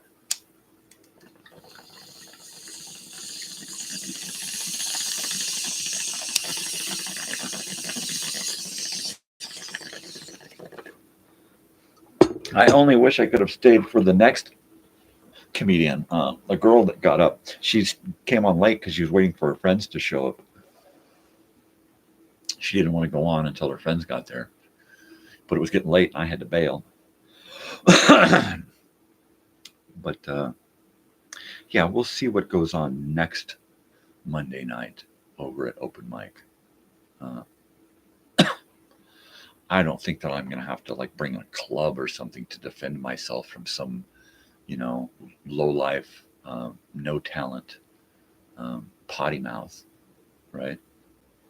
I think I've got enough friends there who know what kind of person I am to keep some fool from fucking with me. But if I got to get fucked with, I've been getting fucked with my whole life, and bring it on, you little fucking twerp. I can deal with myself. You think serial killers are bad? You ain't seen nothing till you dealt with me. You couldn't deal with me when I was 9 fucking years old, dude. All right? So there ain't no way you can fucking deal with me now. If you think I'm scary here, you should have seen me at 9 or 10. All right? Back then, I would have snatched the face right off of your skull and scarfed it down. All right? I was constantly being shuffled around from school to school because I was a fucking psycho. 3rd, 4th, 5th, 6th grade. I didn't have no friends because they all thought I was fucking crazy, and they were right. So, fools like you don't scare me, Ryan, Mr. Wannabe fucking no talent comedian. I'll see you again. I'll see you again. And if you want to talk shit on people on stage, I'll sit there and heckle you again. If you want to be a comedian, learn to read your audience and learn to deal with a heckler without turning red and tucking your dick between your legs and running off. If it's not working, change your fucking script. Learn to improv. Read the fact that half of the audience is women and they don't want to hear you running down women talking shit about filling their holes and just nastiness, and a kid in the audience. Read your audience. Learn some material that can reach a broader range of people. than the bullshit you were doing. You just kept doing the same stuff, you know? And then what, dealing with me wanted to lead you into dealing with serial killers? You know? I mean, come on, please. You know? The only thing funny about serial killers is that you escaped one the other night, you know? I tell you, man, that guy was just a fucking fool. So I want to talk a little bit about the shows that we watched today. I liked the last show, the X-1 for Reggie's Wonderful Dolls. While I didn't like the fact that the dog died, I did like the dog's name, Mr. Blister. Of course, it was an imaginary dog. It was some guy going, rah, rah, rah, rah. But Mr. Blister, I've used that name before. And I couldn't recall where it came from. Now I remember, of course, where it comes from, Mr. Blister, the little girl's dog. That was pretty cool. I like how in old advertising and old radio and TV and stuff, we're always being sold these items, these goods, these products, right? And what we don't realize is that a lot of these products that they're trying to sell us and to sell us on using, that, you know, early on when we had this big surge of industry, right? The printing press, and then machines and weights and measurements and stuff, and the cotton gin and all these things started happening, and we started producing all of these different products. All right. And we started creating combinations of things, and chemists got involved, and we were producing things and products that created a lot of byproducts, and we were left with a lot of stuff, right? Leftover things, and like Coke, right? And not Coca-Cola, but Coke. Or fluoride, right? The different sodium nitrates and that kind of stuff. All these different things that we're producing, like, okay, fluoride, for instance, was a byproduct of something else, and they would create all of this fluoride, right? And they had to figure out uses for it. And one of the uses they figured out were the decalcification of pipes, the old lead pipes that we had running through the cities back then. And so they would go to these ports in the pipelines, and they would pour in these big buckets of fluoride to go through these pipes. And they decided that, well, if you only put in so much fluoride, you know, so many parts per million, that it wouldn't harm people, right? But we had to let people know that it was in the water, and we had to let them know that fluoride was okay, even though it's not. It's not okay. It does all kinds of fucking damage to people, mentally, physically, emotionally. It fucks people up, long-term exposure to fluoride and great amounts of fluoride. So they had to convince the public that fluoride was good, so they started putting it into toothpaste and other little things, but most notably toothpaste. And they got dentists on board to say, yeah, fluoride's good to clean your teeth, you know, and yeah, it's for decalcification, to some extent it is. Too much of it will fuck you up. The wrong amounts of it, ingesting it, right? But that's how we got fluoride, and that's how we got fluoride in our water and everything. And, you know, you see pictures of on YouTube and videos of guys dumping big giant buckets of fluoride into our water. I don't drink any water that hasn't been filtered in a number of ways, because I don't trust fluoride. I don't trust, you know, I use it on my toothpaste. Do I ingest it? No. Do I use a lot of it? No. I know it's bad for me, so I try to, you know, not use gobs and heaping gobs. And then, of course, you got to really, really rinse, or you wind up swallowing aftermath of that stuff. And it's a horrible, horrible, horrible thing, you know. byproducts, industrial byproducts, have been with us since the Industrial Revolution. And what do they do with them? They put these things out on Wall Street and make them into commodities and then sell them back to us. You know, I mean, if you look at the commercials way back when, the things that they were selling us in the commercials were the same things they were selling us in the movies. You know, a guy sits down at a cafe bar and he orders a cup of coffee, a commodity, a cup of orange juice, a commodity, some bacon, a commodity, some wheat toast, a commodity, right? And has a cigarette, a tobacco, a commodity, right? And he sits down and he orders all of these things, and through repetition and through what do they call it?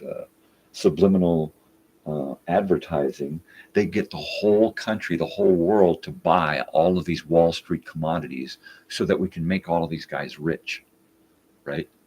Because they own all of these industries and they want these industries to grow. There you go. You know, and that is the, you know, the beginnings of consumer-based, consumer-driven capitalism. You know, sell the people on this product whether they need it or not, because we need that revenue. You know, and we didn't need, and we still don't need, a lot of these byproducts. But what are they going to do with these byproducts if we can't be fed them in some manner as consumable goods, right? Plastics, manufacturing plastics makes a lot of byproducts. You know, the nowadays the electric car. David was talking to me the other night about the carbon footprint that the rocket that we were watching blast off Monday night, right? SpaceX rocket. We were watching at each stage. There was another explosion of rocket fuel, and another stage that was falling and burning, and all of this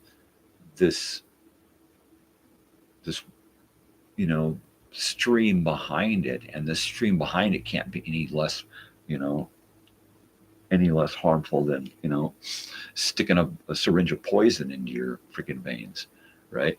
And it's just, he's saying, look at the carbon footprint that this thing is doing. And I happened to mention, well, what about the carbon footprint on the world-saving electric car, right? The carbon footprint on manufacturing that stupid fucking Tesla alone, not to mention the carbon footprint on its dismantling and disposal, right?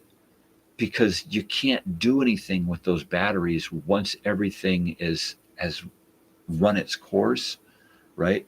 And you're left with these dead batteries that you can't use, you can't recycle, and these products, these elements, these materials within them that you just can't use. What do? Just bury them back into the earth and say, okay, well, in 1,000 years, we'll dig them up again and use it for this. What? So, you know, electric cars,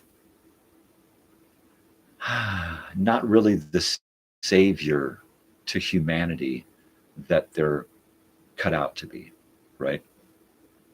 No, not really.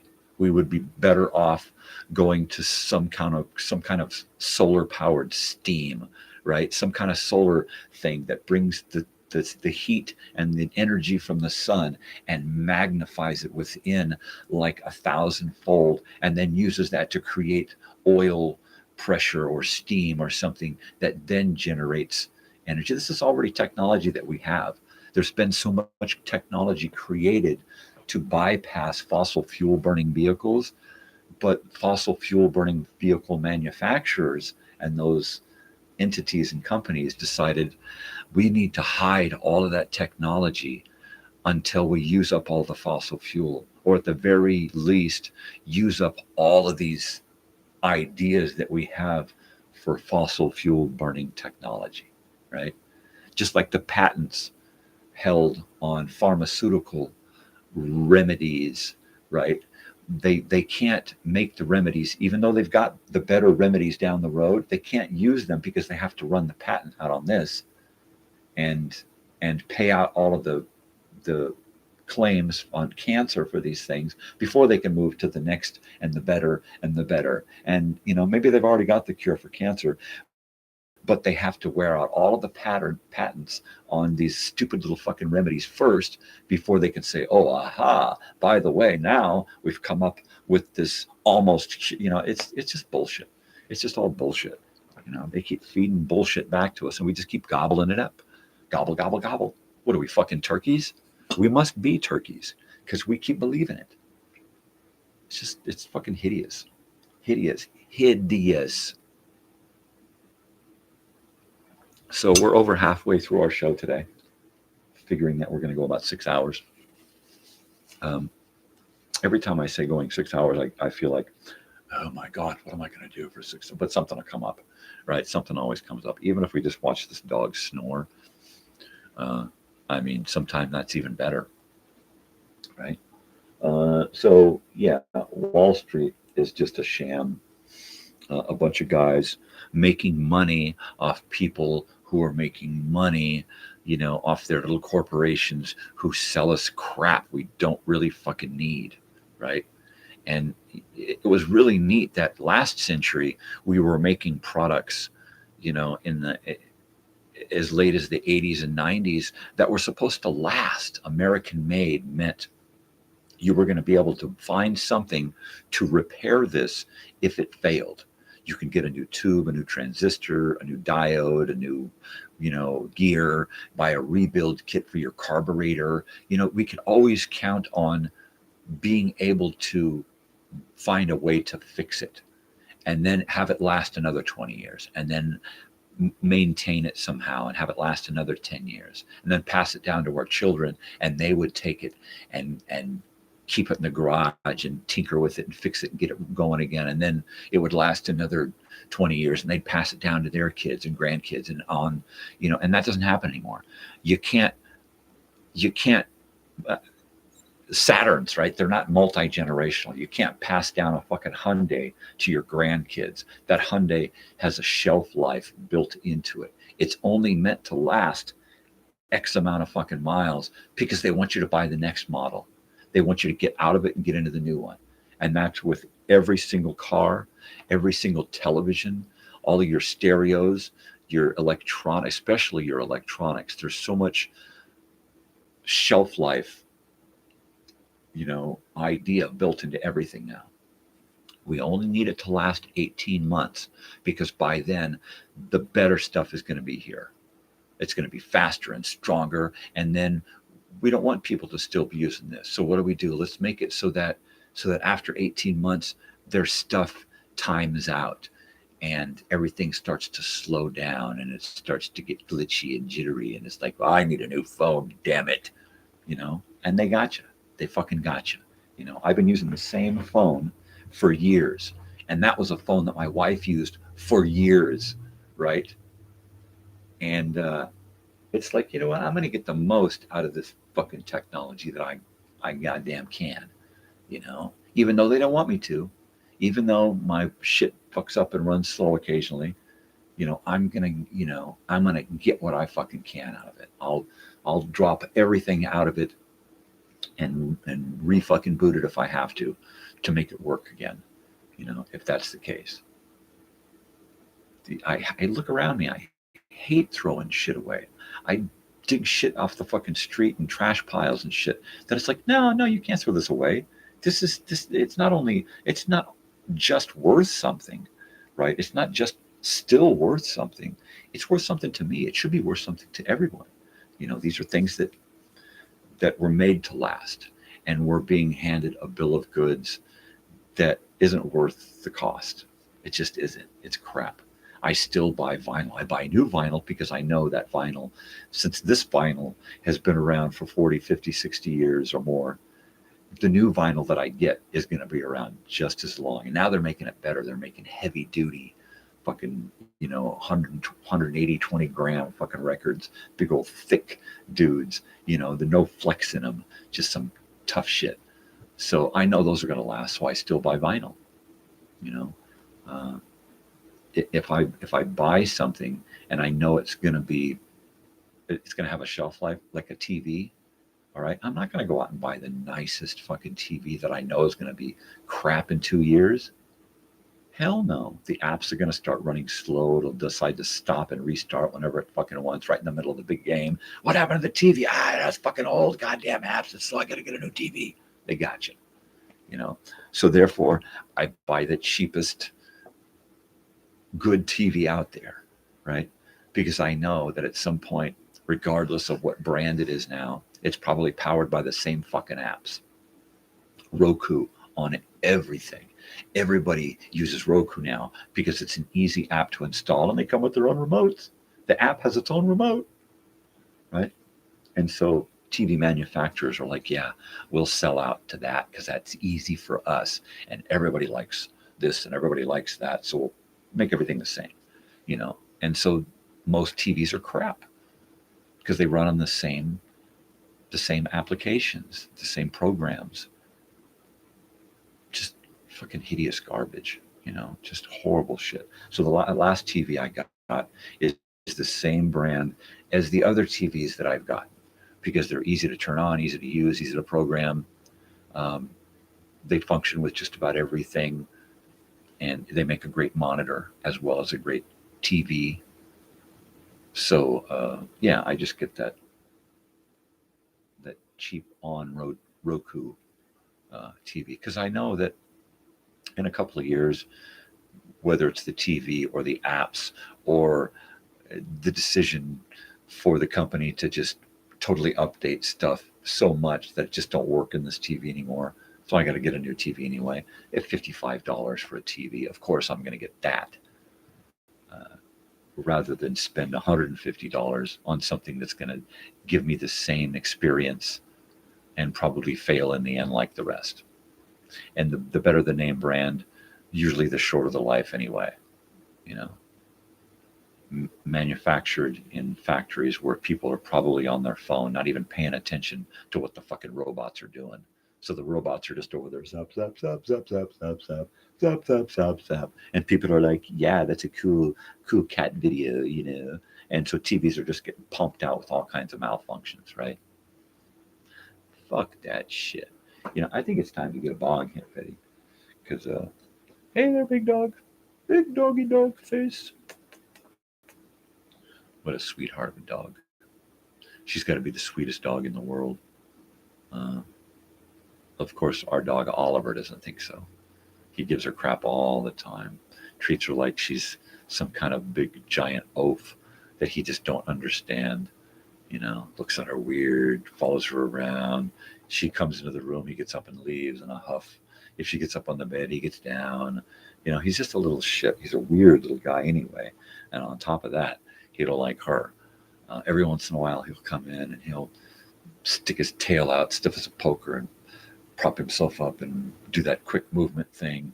And sometimes he'll stand on the back of her and look at her and try to get her to do something. And she's like, what the hell do I do? What the hell do I do? He's being nice. Every once in a while, she'll flop down and, you know, boom, real quick and try to get him to play.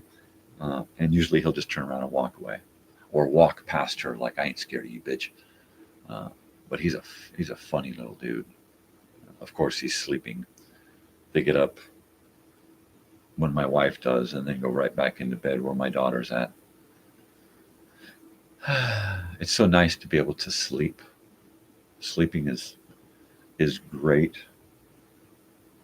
I've never been one for getting a lot of sleep. I enjoy it. And it's only been the last almost, 15 years that sleep has just become a real bummer. I used to love to be able to sleep, and then if I would get more than 5 hours sleep, it was like, wow, that was awesome. I slept longer than my usual 5 hours. And now if I sleep more than 4 or 5 hours, I just wake up in horrible pain. My neck hurts, my back's stiff, my body's all tweaked, my knees are aching. It's like just misery. Misery. Something me and Joel Diesel have in common is short sleep periods. And then, of course, every once in a while we get to where it's like, oh, I got to crash hard, dude. What I need is a good camping trip. camping is great because no matter where I go, where I camp, I always sleep more than 8 hours. I don't know what it is. When I was camping as a kid, I would sleep a lot. It was just really good sleep. I don't know, something about the fresh air, the cold night, all bundled up. I spent a whole entire summer in my 20s, late 20s, up in Mammoth Lakes, California, camping the whole summer. I had my own little studio apartment at the end of an A-frame house. And I had that for a year or two. And everybody had run off to go do stuff for the summer because it's a winter town. And everybody's gone. And I'm there working. And even the guy that usually works with me is gone. He's off on an adventure somewhere. So not only am I working with the rest of the crew now alone, and the boss and everybody and my friends gone, so that kind of felt a little weird. But I got respected in the company for knowing what I'm doing, other than this guy's friend that we got to work with. And I had my other friend's dog. He left him behind, so I had a companion. And my plan was to check out of my apartment, which was real easy to live in. I had been paying up my rent for the winter during the summer, so I didn't have many bills in the winter because it's a snow town, and I didn't want to work on the mountain. So I would pay up all of my bills and save up the money or pay the rent before the winter, so that when winter came, I would just go on unemployment and food stamps and just hang out and spend my savings going to the bar on Friday nights, Saturday nights, and hanging out at home watching movies and playing video games all winter long. It was great. But the plan was, when my friends get back from their summer deal, we were going to get our own big house together, right? So I thought, okay, well, I'm gonna save up some money. Not only am I gonna be working all summer long, right, busting ass and just making great cash. I'm gonna move out of my apartment and move into a tent and move out onto the scenic loop where there's no fees for camping, nothing at all. You don't pay. All you have to do, I think, was get a little fire permit camping little window tag thing. And so I did that. I stayed a couple of campgrounds here and there on occasion to have some facilities. But for the most part, after a couple of weeks, I learned that staying out on the loop was better. I could find a friend or two or three in town where I could stop by on occasion and use their shower. So I just had a network of friends that I could, hey, I'm going to stop by, and Frodo's going to hang out for a little while, and I'm going to take a shower and go do some shopping. Is that cool? So I saved money all summer long living in a tent. And then when my friends came back into town, I rented this really, really righteous house before they got there, right? And so that was really, really cool. But it was the camping that was the neat part. And I found that I could sleep through anything camping, right? I could sleep long hours. The sun would go down and I'd be like, I got to put on an old time radio show or a book on tape, right? And pop something like that in, and then crawl into bed with the dog, and it wasn't just a tent, right? It was a cabin tent. So it was big. It was like a 8-man cabin tent with the big metal poles that stick together, old school style canvas, really thick, heavy duty canvas. So it kept any kind of breeze or cold out. I could light one candle and heat the whole place, right? It was really, really cool. So I had a table. I had a chest full of clothes and stuff. My table had an alarm. It had a battery-powered light. And my bed was a wooden frame. It was 2 wooden frames with wooden slats that rolled out, and then a futon that went over the top of that.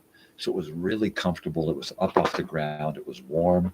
And then I had probably about 4 really heavy-duty blankets over the top of me. Because even in the summer up in Mammoth, it got really cold at night. And I was on the east side of that mountain, tucked into the trees and stuff. So unless the sun was straight up looking down on my tent, it was cool.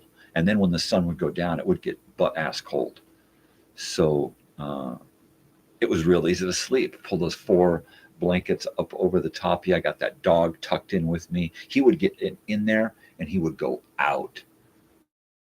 One night,